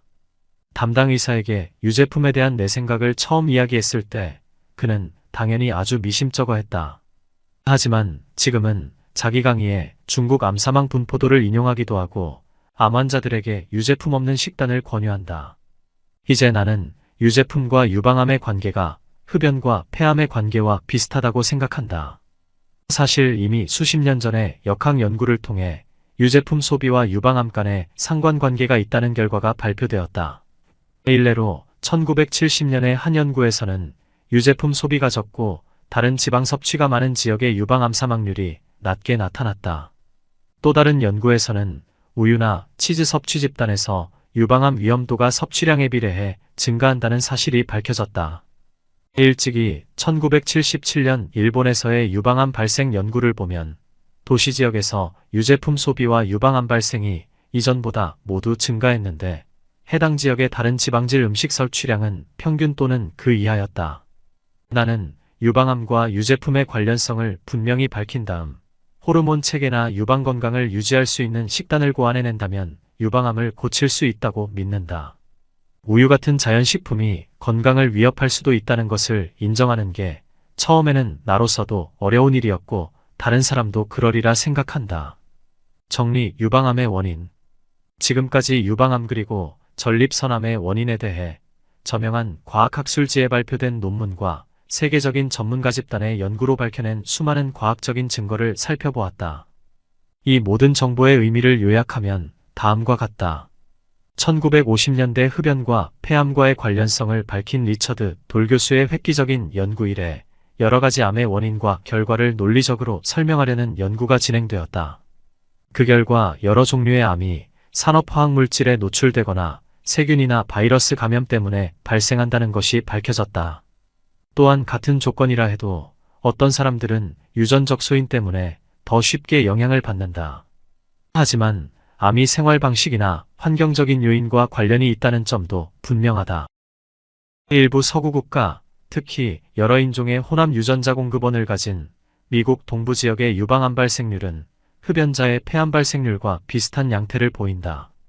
즉, 잘 사는 나라, 그 중에서도 사회경제적으로 상층에 속하는 사람들의 생활 방식과 암 발생이 관련이 있다는 점을 강하게 시사한다. 동양 사회는 서구와 비교해 전통적으로 유방암과 전립선암의 발생률이 아주 낮았다. 그러나 서양으로 이주한 동양인은 암 발생률이 서양인에 근접한다. 동양에 살면서도 서구식 생활 방식을 따르는 동양인은 유방암과 전립선암 발생률이 높았다. 중국에서는 유방암을 속칭 부자 사모님병이라고 부른다.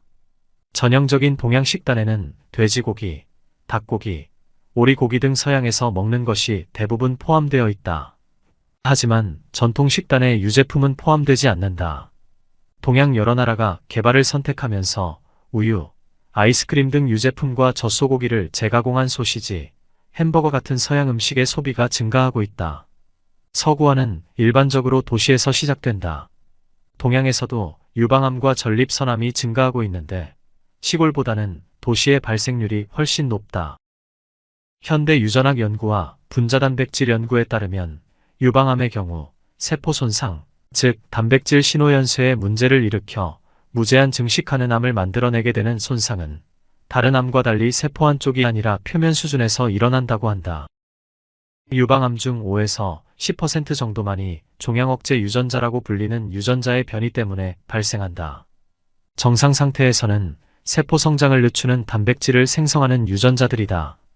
그러나 변이가 생긴 유전자가 있다고 해서 반드시 암이 생기는 것은 아니다.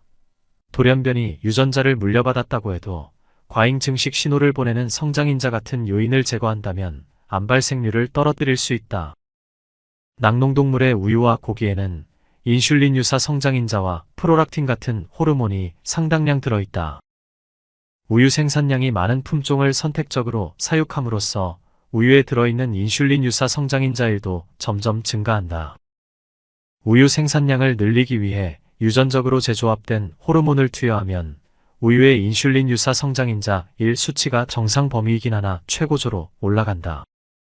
인슐린 유사 성장인자 1과 프로락틴이 유방암과 전립선암의 증식을 촉진한다는 것이 세포 배양 실험을 통해 밝혀졌다. 이것이 사람의 혈류 속으로 들어간다면 우리 몸속에서도 똑같은 작용을 할 거라는 점을 짐작할 수 있다. 유방 조직은 인슐린 유사 성장인자 1과 인슐린 유사 성장인자 2, 프로락틴의 수용체이다. 우유의 주요 단백질인 카제인은 우유에 들어있는 성장 호르몬이 소화 과정 중에 분해되지 않도록 보호하는 역할을 한다고 알려졌다. 현대적인 우유 처리 방법은 암을 촉진하는 화학물질이 장내에서 분해되지 않도록 보호하기 때문에 상당량이 혈류로 흡수된다. 이들 화학물질이 소화기관에 영향을 미쳐서 대장암이 생길 수 있다는 주장도 있다. 폐경전 여성의 경우 혈액 속 인슐린 유사 성장인자 1 수치가 높으면 유방암에 걸릴 위험이 커지고 남자들은 전립선암에 걸릴 위험이 커진다. 여기까지 책의 핵심 내용 정리를 마치겠습니다.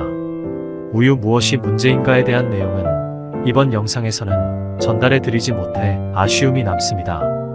여러 여건상 책의 일부밖에는 전달해 드리지 못하니 오롯이 저자의 뜻을 이해하시려면 꼭 책을 읽어보시길 추천드립니다.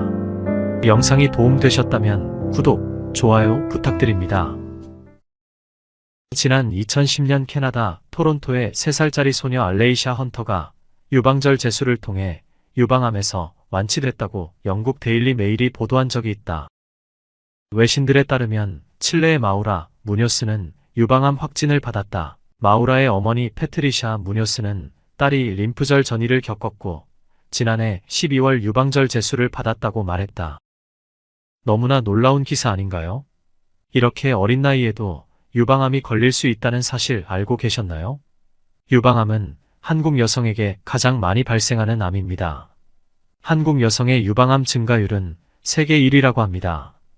1999년부터 한 해도 쉬지 않고 증가하고 있으며 2007년 이후에는 연평균 약 4%씩 늘고 있습니다. 유방암이 이렇게 여성암의 대세로 자리 잡고 증가하는 추세는 향후에도 지속될 것으로 예측됩니다. 이런 기사를 접하고 유방암에 관심을 갖게 되어 오늘 영상을 준비했습니다. 오늘 소개할 책은 여자가 우유를 끊어야 하는 이유라는 책으로 저자 제인 플랜트, 출판사 윤출판입니다. 유방암의 원인에 대해 조금 다르게 생각해 볼 수 있는 내용으로 한번 읽어보시면 좋을 것 같습니다. 그럼 바로 시작하겠습니다. 한국의 유방암 발생률 통계를 보면 안타깝게도 산업화된 동물성 단백질, 특히 유제품의 섭취가 증가하는 데 대한 대가를 치르고 있는 것 같다. 국제암연구소에 따르면 연령 표준화 기준으로 한국의 유방암 발생률은 2000년에 10만 명당 24명이던 것이 2012년에는 50명 이상으로 높아졌는데 12년 만에 2배 이상 증가한 것이다. 신뢰할 만한 암 통계가 만들어진 1950년대 이래 유방암과 전립선암의 비율이 항상 매우 낮았던 중국이나 동양의 다른 나라들도 사정이 거의 비슷하다. 동양에서 호르몬과 관련된 암이 극적으로 증가한 것에 대해서는 다른 설명을 내놓는 사람이 분명히 있겠지만 콜린 캠벨 교수와 같은 저명한 과학자나 디노니시 박사와 같은 훌륭한 의사들과 마찬가지로 나 역시 서구식 식습관이 이 같은 질병의 주요 원인이라는 것에 대해서는 한 점의 의혹도 없다. 한국 사람들이 건강에 해로운 먹거리를 팔려는 장사꾼들의 유혹에 넘어가지 않기를, 그리하여 본래의 맛있고 건강한 식습관으로 돌아가도록 하는데 내 책이 도움되었으면 좋겠다. 내가 여전히 사랑하고 기회 있을 때마다 먹는 바로 그 음식으로. 서양과 동양의 유방암 발생률. 중국 암사망 분포도는 항상 내 관심의 대상이었다. 그 분포도를 보면 중국 전역에서 지역별로 발생하는 암의 종류가 다르다는 점을 뚜렷이 알 수 있다. 일례로 폐암은 주로 도시지역에 집중되어 있었다. 서구의 연구 결과도 마찬가지이다. 오염된 도시지역에서의 폐암 발생률이 시골에서의 발생률을 초과하는 것으로 나타났다. 특히 흡연자의 경우는 더욱 그러했다. 또한 주석이나 우라늄 광산이 있는 지역에서는 대기 중 방사성 입자의 흡입이 폐암의 원인이 될 수 있다. 중국의 위암 사망률은 전체적으로 높게 나타났지만 분포도를 보면 선선하고 습한 북부 산악지대에서 많이 발생했고 남부 열대기후에서의 발생률은 매우 낮았다. 북부에서는 겨울을 나기 위해 식품을 저장하는데 비위생적인 취급으로 음식물 속에서 미생물이 자라고 그게 원인이 되어 위암이 발생한다는 추측에 들어맞는 결과이다. 반면에 코나 입 속에 생기는 암은 중국 남부의 홍콩과 하이난섬 후방 지역에 집중되어 있다. 이 분포도는 암이 단일한 종류의 질병이 아니라 여러 가지 원인과 분포를 나타내는 다양한 질병이라는 점을 보여준다. 맨 처음 중국 암 분포도를 보았을 때 충격적이었던 것은 중국 전역의 유방암 사망률이 한결같이 아주 낮다는 점이었다. 중국의 암 사망률은 여성 인구 10만 명당 1명이었는데 이는 유방암 발생률이 10명당 1명에 도달하는 서구와 비교하면 지극히 낮은 수치였다. 물론 서로 다른 나라의 데이터를 이처럼 단순하게 비교할 수는 없을 것이다. 옥스퍼드 대학의 리처드 돌 교수가 제안한 방법대로 각각의 수치를 먼저 표준 연령 분포에 맞게 변환시켜야 한다. 그러지 않으면 잘못된 가정을 하게 되는 것이다. 유방암이나 전립선암처럼 주로 중년이나 노년에 발생하는 암을 예로 들어보자. 인구 집단 A와 B가 있는데 A 집단의 B 집단보다 젊은 사람들이 훨씬 많다면 A 집단의 암 사망률이 B 집단보다 낮게 나올 것이다. 이것이 암 사망률만을 단순 비교할 수 없는 이유이다. 통계 전문가들은 이 같은 연령 차이를 데이터에 반영할 수 있는 간단한 방법을 개발했는데 이를 연령 표준화 방법이라고 한다. 그런데 연령 표준화 방법을 쓰더라도 세계보건기구 WHO의 국제암연구소가 수집한 유방암과 전립선암 발생률은 중국이나 한국, 일본이 서양보다 확실히 낮다. 연령 표준화 데이터로 보면 중국 시골 지역 치동의 유방암 발생률은 여성 인구 10만 명당 겨우 10명에서 15명에 지나지 않는다. 하지만 중국의 도시지역 상하이 발생률은 시골의 2.5배에 달했는데 처음 분포도를 보았을 때는 아마도 심각한 환경오염 때문에 그런 게 아닐까 생각했다. 실제로 중국 환경오염의 심각성은 서구를 빠르게 앞지르고 있었으니까. 고도로 도시화된 홍콩 같은 곳에서는 그 비율이 10만 명당 36명에서 45명으로 시골의 3배에 달했다. 일본의 히로시마와 나가사키 같은 도시는 최근 발생률이 홍콩보다 약간 높았다. 그러나 한 가지 기억할 것은 일본의 이 두 도시는 원자폭탄이 떨어졌던 곳이라는 점이다. 즉 일반적인 환경오염으로 인한 암 말고도 방사선 때문에 암이 생겼을 수도 있다. 이 같은 통계를 근거로 하면 놀랍게도 다음과 같은 추론도 가능하다. 만약 서양 여성이 방사선 피폭을 당한 산업화된 도시 히로시마에서 일본인의 생활 방식대로 살아간다면 유방암 위험도를 30에서 50%가량 낮출 수 있다는 것이다. 환경오염이나 도시화와는 상관없는 여러 가지 생활 방식이 서구 여성의 유방암 발생률을 엄청나게 높인다는 것은 분명하다. 이는 부정하기 어려운 결론이다. 인종이 아니라 생활 방식이 문제. 한 가지 확실히 해두고 싶은 것은 우리가 살펴보고 있는 통계가 폐쇄된 실험실 연구에서 나온 이론적인 결과물이 아니라는 점이다. 이 수치는 현실 세계의 실제 사람 수이다. 이 지식은 엄청난 비용을 들인 연구를 통해 얻은 것이다. 작고 깔끔한 표는 그 이면에 수십억 명의 삶과 생명을 담고 있다. 이 표를 자세히 조사하고 여기서 알아낼 수 있는 것을 최대한 밝혀내는 것이야말로 과학자들의 최소한의 임무일 것이다. 첫 번째로 알아낸 것은 동양과 서양 간의 유방암과 전립선암 발생률이 크게 차이나는 게 무엇 때문인지는 정확히 모르지만 일단 유전은 아니라는 것이다. 이민자 연구를 보면 동양인도 서양으로 이주한 뒤 한두 세대만 지나면 유방암과 전립선암의 발생률과 사망률이 그 이민국과 비슷해진다. 반대로 홍콩이나 말레이시아, 싱가포르의 부유한 사람들처럼 서구의 생활 방식을 따르는 경우는 동양인이라 하더라도 유방암과 전립선암 발생률에서 서구와 별 차이가 없다. 중국에서는 유방암을 흔히 부자 사모님병이라고 부른다. 부유한 사람만이 이른바 홍콩 스타일 음식을 누릴 수 있기 때문이다. 중국에서 홍콩 음식이란 아이스크림이나 초콜릿바를 비롯해 스파게티나 그리스식 페타치즈에 이르기까지 모든 서양 음식을 망라한다. 이 음식들이 과거 영국 식민지였던 홍콩에서는 구하기 쉬웠던 반면 중국 본토에서는 희귀했기 때문이다. 이 같은 관찰 결과 유방암은 유전적 결정인자보다 환경 요인이 더 중요하다는 주장이 나오는 것이다. 그렇다면 유방암을 예방하는 것도 가능하다는 이야기이다. 일본 역시 유방암과 전립선암 발생률이 영국이나 미국에 비해 낮다는 점은 특별한 의미가 있다. 일본의 많은 지역은 서구와 마찬가지로 산업화되어 있다.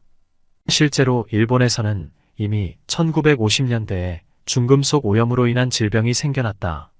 일례로 심각한 신경질환을 일으키는 미나마타병은 메틸수은이 들어있는 산업폐수에 오염된 생선이나 조개를 먹어서 생기는 병이고, 심각한 뼈 손상을 일으키는 이타이이타이병은 카드뮴에 오염된 음식을 먹었을 때 발병한다. 또한 일본은 1945년 세계에서 처음으로 핵폭탄이 떨어진 나라이다. 그때부터 과학자들은 암의 종류와 핵폭탄의 관련성을 찾아내기 위해 나가사키와 히로시마의 암 발생률을 자세히 연구해왔다. 그 결과 유방암 발생률은 다른 도시에 비해 의미 있게 높은 수치는 아니었다. 일본은 평균적인 서구 산업 국가와 여러모로 닮은 점이 많은 나라이다. 그러나 유사한 산업 환경에도 불구하고 영국과 일본이 유방암 발생률에서 차이를 보이는 것은 다른 요인이 유방암 발병에 영향을 미친다는 것을 암시한다. 태국이나 중국을 비롯한 동양의 다른 나라에서 얻은 데이터도 이와 놀랄 만큼 유사하다. 그러니 생활 방식 요인, 즉 아마도 동서양 간의 오랜 문화적 차이와 관련이 있을 거라고 보는 게 타당할 것이다. 언젠가 중국 출장에서 돌아온 남편에게 이런 질문을 던졌다. 피터, 중국 사람의 생활 방식이 뭐가 그렇게 다르던가요? 중국인이 유방암에 걸리지 않는 이유가 뭐예요? 그 뒤 몇 주 동안 남편과 나는 중국 연구를 검토했다. 이 연구를 이끈 사람은 미국 코넬 대학의 콜린 캠벨, 중국 예방의학회의 첸준 씨, 중국 의학회의 리준야오, 영국 옥스퍼드 대학의 리처드 페토 교수 등이다. 나중에는 전 세계적으로 20명에 달하는 공동 연구자들이 이 프로젝트에 참여해 혈액과 소변 샘플을 분석했다. 중국은 건강 연구를 위한 거대한 실험실이라고 할 만하다. 인구도 엄청나게 많고 환경도 아주 다른데다 다양한 질병과 상이한 식습관, 그리고 서로 다른 사회경제적 조건으로 인해 사망률도 지역마다 다르다. 중국 연구는 중국인이 미국인보다 높은 칼로리를 섭취하는데도 비만은 더 적은 이유를 규명했다. 중국인의 신체 활동량이 더 많은 점도 영향을 미쳤고, 한편으로는 중국인이 먹는 음식에서도 이유를 찾을 수 있었다. 조사 당시 중국인의 평균 식사 칼로리 중 지방에서 얻는 것은 14%에 지나지 않았다. 서구에서는 그 비율이 거의 36%에 육박했다. 요컨대 중국인은 저지방 식사를 하고 있었는데 그건 나도 마찬가지였다. 유방암에 걸리기 몇 년 전부터 지방은 아주 적고 섬유소가 많은 식이요법을 실천하고 있었다. 어쨌거나 지방 섭취량과 유방암을 단순하게 연결지을 수 있는 증거는 모호하다고 할 수밖에 없다. 대규모 여성 집단을 대상으로 한 10수년에 걸친 추적 조사들을 보면 대개 성인의 경우 총 지방 섭취량이 많다고 해서 유방암의 위험이 커지지는 않았다. 일본이나 중국을 비롯한 동양의 여러 나라에서는 콩 소비가 많았는데 과학자 중에는 콩이 유방암을 예방한다고 주장하는 사람도 있었다. 동양에서는 이미 4000년 전부터 콩이 주요한 단백질원이 있다. 콩으로 두유나 간장, 두부를 비롯한 여러 가지 식품을 만들기도 하고 콩나물을 키워서 먹기도 한다. 콩 속에 암을 예방하는 물질이 들어있다는 유력한 증거도 있다. 특히 식물성 에스트로겐이라는 물질이 다량 들어있는데 이것이 항암작용을 한다고 알려졌다. 이와 같은 물질이 유방세포나 유방암세포의 수용체에서 에스트로겐이 작용하는 것을 차단한다고 하는데 이는 바로 항에스트로겐 약물인 타목시펜이 하는 작용과 유사하다. 대부분의 콩과 식물은 강력한 항산화제를 함유하고 있는데 이것도 암 예방에 효과가 있는 것 같다. 콩에 들어있는 이소플라본 중에 하나는 암이 자라는 데 필요한 새로운 혈액 공급 시스템의 성장을 막거나 암 발생과 관련 있는 몇 가지 주요 효소를 억제하는 등 여러 가지 방식으로 암을 예방하는 것 같다.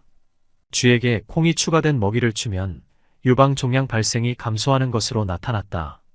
병아리 콩이나 렌틸콩, 붉은 토끼풀도 이소플라본을 충분히 함유하고 있다.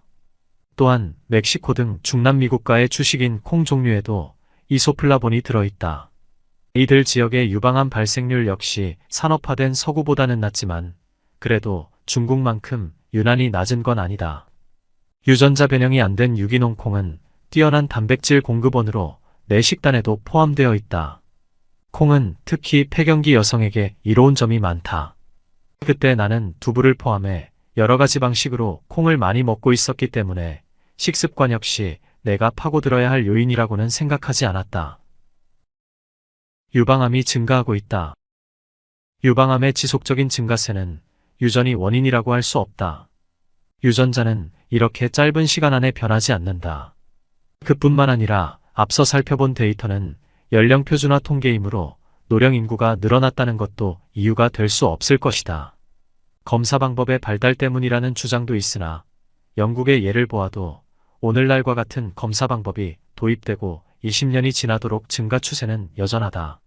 이러한 증가는 아무래도 전반적인 부와 생활 수준의 향상 때문이라는 생각이 드는데 한국이나 일본 같은 나라는 특히 지난 몇십 년 동안 서양 못지않은 변화가 있었다. 서양에서 유방암이 증가한 데에는 다른 암과 마찬가지로 환경이나 생활 방식이 중요한 역할을 했다는 것이 이미 입증되었고 똑같은 요인이 동양의 여러 나라에서도 점점 중요해지고 있다. 한국이나 일본 사람은 이제 서양 사람과 같은 집에서 살고 가족 구성도 비슷하며 같은 옷에 같은 화장품을 쓰며 같은 자동차를 몰고 같은 텔레비전을 본다. 유일하게 달랐던 것은 먹는 음식으로 한국과 일본에서는 고기나 유제품보다는 쌀과 콩, 채소가 식단의 중심이었다. 그런데 동양에서 유방암 발생률이 가장 많이 증가한 나라는 한국이다. 2002년 한국을 방문했을 때는 미국식 스테이크 대신 채소가 풍부한 한국 음식을 달라고 특별히 부탁해야 했을 정도였다. 어디나 온통 서양 음식판이었고 과거 자그마하고 우아한 맵시의 젊은 여성들은 어느새 서양인 같은 체형으로 바뀌어 있었다. 중국에서도 같은 일이 일어나고 있다. 한국에서의 유방암 발생률 증가는 식단이 점점 서구화하고 있다는 사실을 입증하는 것이다. 한국 내에서도 급격한 증가세를 보이는 지역은 시골이 아니라 가장 서구화된 부유한 도시이다. 유럽에서도 가장 높은 유방암 발생률을 보이는 곳은 네덜란드, 덴마크, 벨기에, 프랑스, 스웨덴, 영국 등 부유한 나라들이고 남부나 동부 유럽은 상대적으로 발생률이 낮다. 한 나라 안에서도 사회경제적 수준이 높을수록 유방암 발생률이 높게 나타났다. 영국의 경우 사회경제적 수준이 가장 높은 집단의 발생률이 10만 명당 115명일 때 가장 궁핍한 집단의 발생률은 97.3명이었다. 지역적으로 보면 고위험의 남쪽 지역과 저위험의 북쪽 지역으로 선명히 나누어져 있었는데 이제는 폐경 이후에 나이든 여성에게서만 이런 경향이 보인다. 남부와 유사한 생활 방식을 영위하는 북부의 젊은 여성들은 유방암 발생률도 비슷하게 높다. 중국인은 우유를 먹지 않아. 중국 연구에 매달린 지 2, 3주쯤 지난 어느 날 전환점을 맞이했다. 남편하고는 몇 년 동안이나 딱 붙어서 작업을 했기 때문에 누구 입에서 먼저 나왔는지는 모르겠지만 중국 사람들은 유제품을 안 먹어 하는 말이 튀어나왔다. 그러자 중국인 중에 유당 소화장애를 갖고 있는 사람이 얼마나 많은지 또 줄곧 내게 우유는 아기들이나 먹는 거야 라고 이야기하던 중국인 동료가 얼마나 많았던가 하는 데에 생각이 미쳤다. 문화적으로 중국인은 우유나 유제품에 집착하는 서양 사람을 아주 이상하게 생각한다. 맨 처음 유방암 발병 사실을 알게 된 뒤 대체의학을 찾아보다가 여러 가지 자연요법에 대해서 알게 되었다. 자연요법에서는 신체 어느 부위에 이상이 생겼는가를 보면 질병의 원인이 무엇인지 실마리를 찾을 수 있다고 주장한다. 특히 원인이 알려진 암의 경우는 확실히 그런 것 같다. 예를 들어 폐암은 담배 연기나 자연에서 발생하는 방사성 기체 라돈, 방사성 물질, 성면 분진 등을 흡입한 것에 대한 반응이다. 피부암은 강한 햇볕에 지나치게 자주 노출된 데 대한 반응이며, 자궁경 부암은 성행위로 전염될 수 있는 인유두종 바이러스 감염과 관계가 있다. 어떤 동물의 젖샘에서 나오는 독한 생화학 물질을 소비하는 것은 우리 자신의 젖샘에 잘못된 신호를 보낼 수도 있다. 과거에 나는 우유를 아주 많이 마셨다. 처음 유방암 진단을 받기 전까지만 해도 탈지우와 저지방 치즈, 요구르트 같은 유제품을 많이 먹었는데 내게는 이것들이 주요한 단백질원이었다. 또한 값비싼 다진 쇠고기도 즐겨 먹었다. 아이들과 외식을 할 때면 그런 고기를 넣은 햄버거를 먹기도 했고, 스파게티나 저렴한 고기 요리를 할 때도 사용했다. 목 부위 림프절에 생긴 마지막암에서 회복되던 무렵, 나는 거슨 식이요법과 브리스톨 식이요법에 따라 요구르트와 유기농 탈지우유 끓인 것을 먹고 있었다. 브리스톨 식이요법에서는 요리할 때 인도식 기버터 정제 버터를 쓰라고 하는데, 요구르트만 가지고 샐러드 드레싱을 만드는 방법도 나와 있다. 브리스톨 식이요법 책에 자세히 소개된 유방암 치료 사례를 보면 요구르트를 광범위하게 이용한다는 걸 알 수 있다. 나는 생이나 유기농 라벨이 붙은 제품만 꼼꼼하게 골랐고, 가끔은 유기농 우유를 가지고 직접 요구르트를 만들기도 했다. 항암 주사를 이겨내기 위해 유기농 요구르트를 먹고 있었는데, 소화기관을 좋은 박테리아로 채워 튼튼히 하려는 생각이었다. 하지만 남편과 나는 중국인의 식습관에서 얻은 깨달음에 따라 즉시 모든 유제품을 끊기로 작정했다. 치즈, 버터, 우유, 요구르트는 물론 유제품이 첨가된 것은 뭐든지 싱크대나 쓰레기통으로 들어갔다. 수프나 비스킷, 케이크를 비롯해 얼마나 많은 식품에 각종 유제품이 들어있는지 안다면 아마 깜짝 놀랄 것이다. 심지어 콩이나 해바라기씨, 올리브유 스프레드라고 팔고 있는 식물성 마가린 중에도 유제품이 포함된 게 많다. 그래서 나는 식품 라벨의 작은 글자까지도 꼼꼼히 읽게 되었다. 또 의약품 중에도 유당을 기반으로 한 게 많다. 유제품이 난소암 위험을 키운다. 최근에야 알게 된 사실이지만 이미 1989년에 요구르트가 난소암과 관련이 있다는 주장이 있었다. 하버드 대학의 데니얼 크레이머 박사는 수백 명의 난소암 환자에게 평소에 먹는 것을 자세히 기록하게 했다. 그리고 연령 등 인구 통계적 속성이 유사한 난소암에 걸리지 않은 집단과 비교했다. 그랬더니 난소암 집단이 대조군보다 유난히 자주 먹는 음식이 한 가지 있었는데, 바로 유제품, 특히 요구르트처럼 건강한 식품으로 간주되는 것들이었다. 크레이머 박사는 정상적인 유당 락토스분해 산물이 범인이라고 생각했다. 락토스는 체내에서 또 다른 당류인 갈락토스로 분해된다. 갈락토스는 다시 갈락토스 분해 효소에 의해 더 잘게 나누어진다. 크레이머 박사를 따르면 유제품 섭취량이 갈락토스 분해 효소의 수용 능력을 초과하면 혈액 속에 갈락토스가 쌓이게 되고 이 때문에 난소에 해를 주게 된다는 것이다. 갈락토스 분해 효소가 특히 적은 여성이 매일 유제품을 섭취하면 그렇지 않은 여성보다 난소암의 위험이 3배로 높아질 수 있다. 크레이머 박사가 관찰한 바로는 유지방이 아니라 유당이 문제였다. 그러니 저지방 유제품이 해결이 될 수 없다. 실제로 요구르트와 코티지 치즈는 만드는 과정에서 박테리아가 갈락토스를 더욱 증가시키므로 특히 문제가 될 수 있다. 이러한 메커니즘이 유방암을 일으키는지는 확신할 수 없지만 나의 상황이나 내가 관찰한 바, 또 내 가설과 분명 관련이 있다는 생각이 들었다. 당시 나는 크레이머 박사의 연구 결과가 널리 알려지기를 얼마나 바랐는지 모른다. 유제품을 끊었다. 종양이 사라졌다. 내가 캘리퍼를 가지고 제일 나중에 생긴 크기도 가장 큰 목 부위의 종양을 측정해서 그 변화를 꾸준히 기록하고 있던 무렵이었다. 담당 의사나 간호사들은 용기를 북돋우는 긍정적인 말을 해주었지만 나의 관찰 기록은 가혹한 진실을 알려주고 있었다. 첫 번째 항암 주사를 맞았지만 아무런 효과가 없었다. 종양 크기는 그대로였다. 그 즈음에 유제품을 끊었다. 그러자 며칠 만에 종양이 줄어들기 시작했다.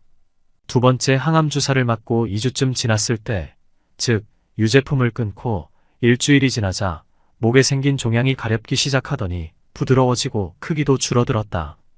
종양이 점점 줄어들에 따라 그간 아무 변화도 없던 그래프가 내림세를 보였다. 특히 중요한 사실은 종양의 크기를 나타내는 그래프가 완만한 곡선이 아니라 아래쪽으로 일직선을 그리고 있었다는 점이다. 이는 유방암의 억제나 완화가 아닌 치료를 의미했다. 유제품을 완전히 끊고 6주쯤 지난 어느 토요일 오후였다. 1시간 정도 되는 명상을 마치고 종양이 어떻게 됐는지 보려고 했다. 그런데 찾을 수가 없었다. 나는 아래층으로 내려가 남편에게 내 목을 만져보라고 했다. 남편도 아무런 종양의 흔적을 찾아내지 못했다. 그 다음 주 목요일이 차링크로스 병원 진료일이었다. 내 담당 전문의는 종양이 있었던 목 부위를 아주 철저히 검사했다. 의사는 처음엔 좀 의아해했지만 이내 아주 기뻐하며 종양이 없어졌어요 하고 말했다. 의사도 나만큼이나 좋아했다. 이 책을 쓰는 도중에 해마다 받는 정기검진을 위해 그 의사를 만났는데 그는 유방암 치료를 위한 항암요법은 지난 20년 동안 거의 달라진 게 없다고 했다. 당시 의사들은 유방암의 종류나 경과로 볼 때 나 같은 환자는 생기발랄하기는커녕 생존하기도 힘들거라 예측했던 것 같다. 담당 의사에게 유제품에 대한 내 생각을 처음 이야기했을 때 그는 당연히 아주 미심쩍어 했다. 하지만 지금은 자기 강의에 중국 암사망 분포도를 인용하기도 하고 암 환자들에게 유제품 없는 식단을 권유한다. 이제 나는 유제품과 유방암의 관계가 흡연과 폐암의 관계와 비슷하다고 생각한다. 사실 이미 수십 년 전에 역학 연구를 통해 유제품 소비와 유방암 간의 상관관계가 있다는 결과가 발표되었다. 일례로 1970년의 한 연구에서는 유제품 소비가 적고 다른 지방 섭취가 많은 지역의 유방암 사망률이 낮게 나타났다. 또 다른 연구에서는 우유나 치즈 섭취 집단에서 유방암 위험도가 섭취량에 비례해 증가한다는 사실이 밝혀졌다. 일찍이 1977년 일본에서의 유방암 발생 연구를 보면 도시 지역에서 유제품 소비와 유방암 발생이 이전보다 모두 증가했는데 해당 지역의 다른 지방질 음식 섭취량은 평균 또는 그 이하였다. 나는 유방암과 유제품의 관련성을 분명히 밝힌 다음 호르몬 체계나 유방 건강을 유지할 수 있는 식단을 고안해낸다면 유방암을 고칠 수 있다고 믿는다. 우유 같은 자연식품이 건강을 위협할 수도 있다는 것을 인정하는 게 처음에는 나로서도 어려운 일이었고 다른 사람도 그러리라 생각한다. 정리. 유방암의 원인.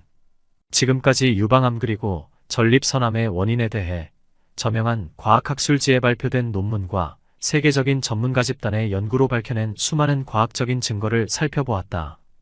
이 모든 정보의 의미를 요약하면 다음과 같다.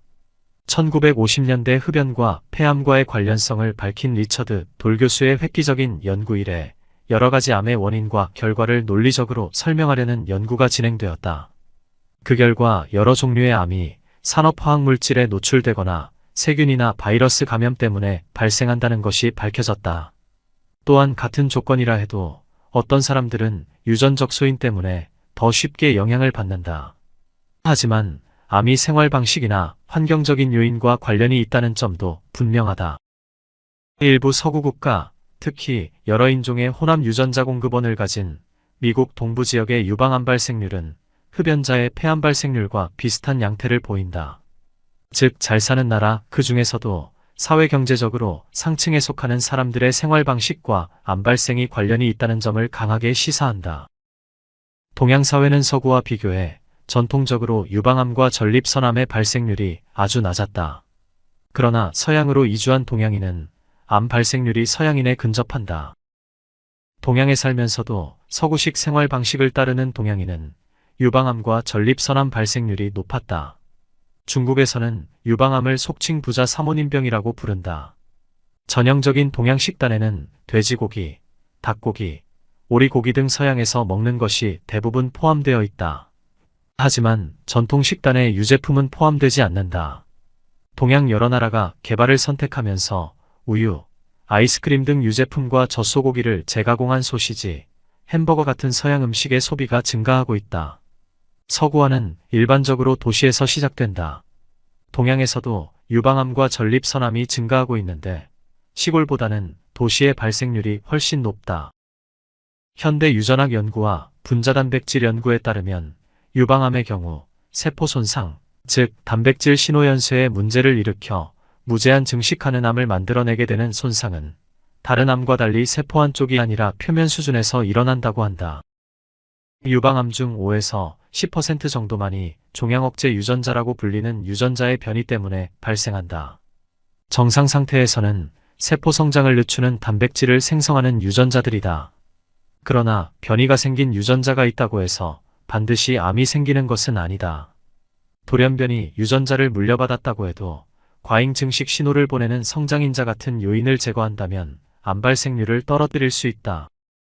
낙농동물의 우유와 고기에는 인슐린 유사 성장인자와 프로락틴 같은 호르몬이 상당량 들어있다.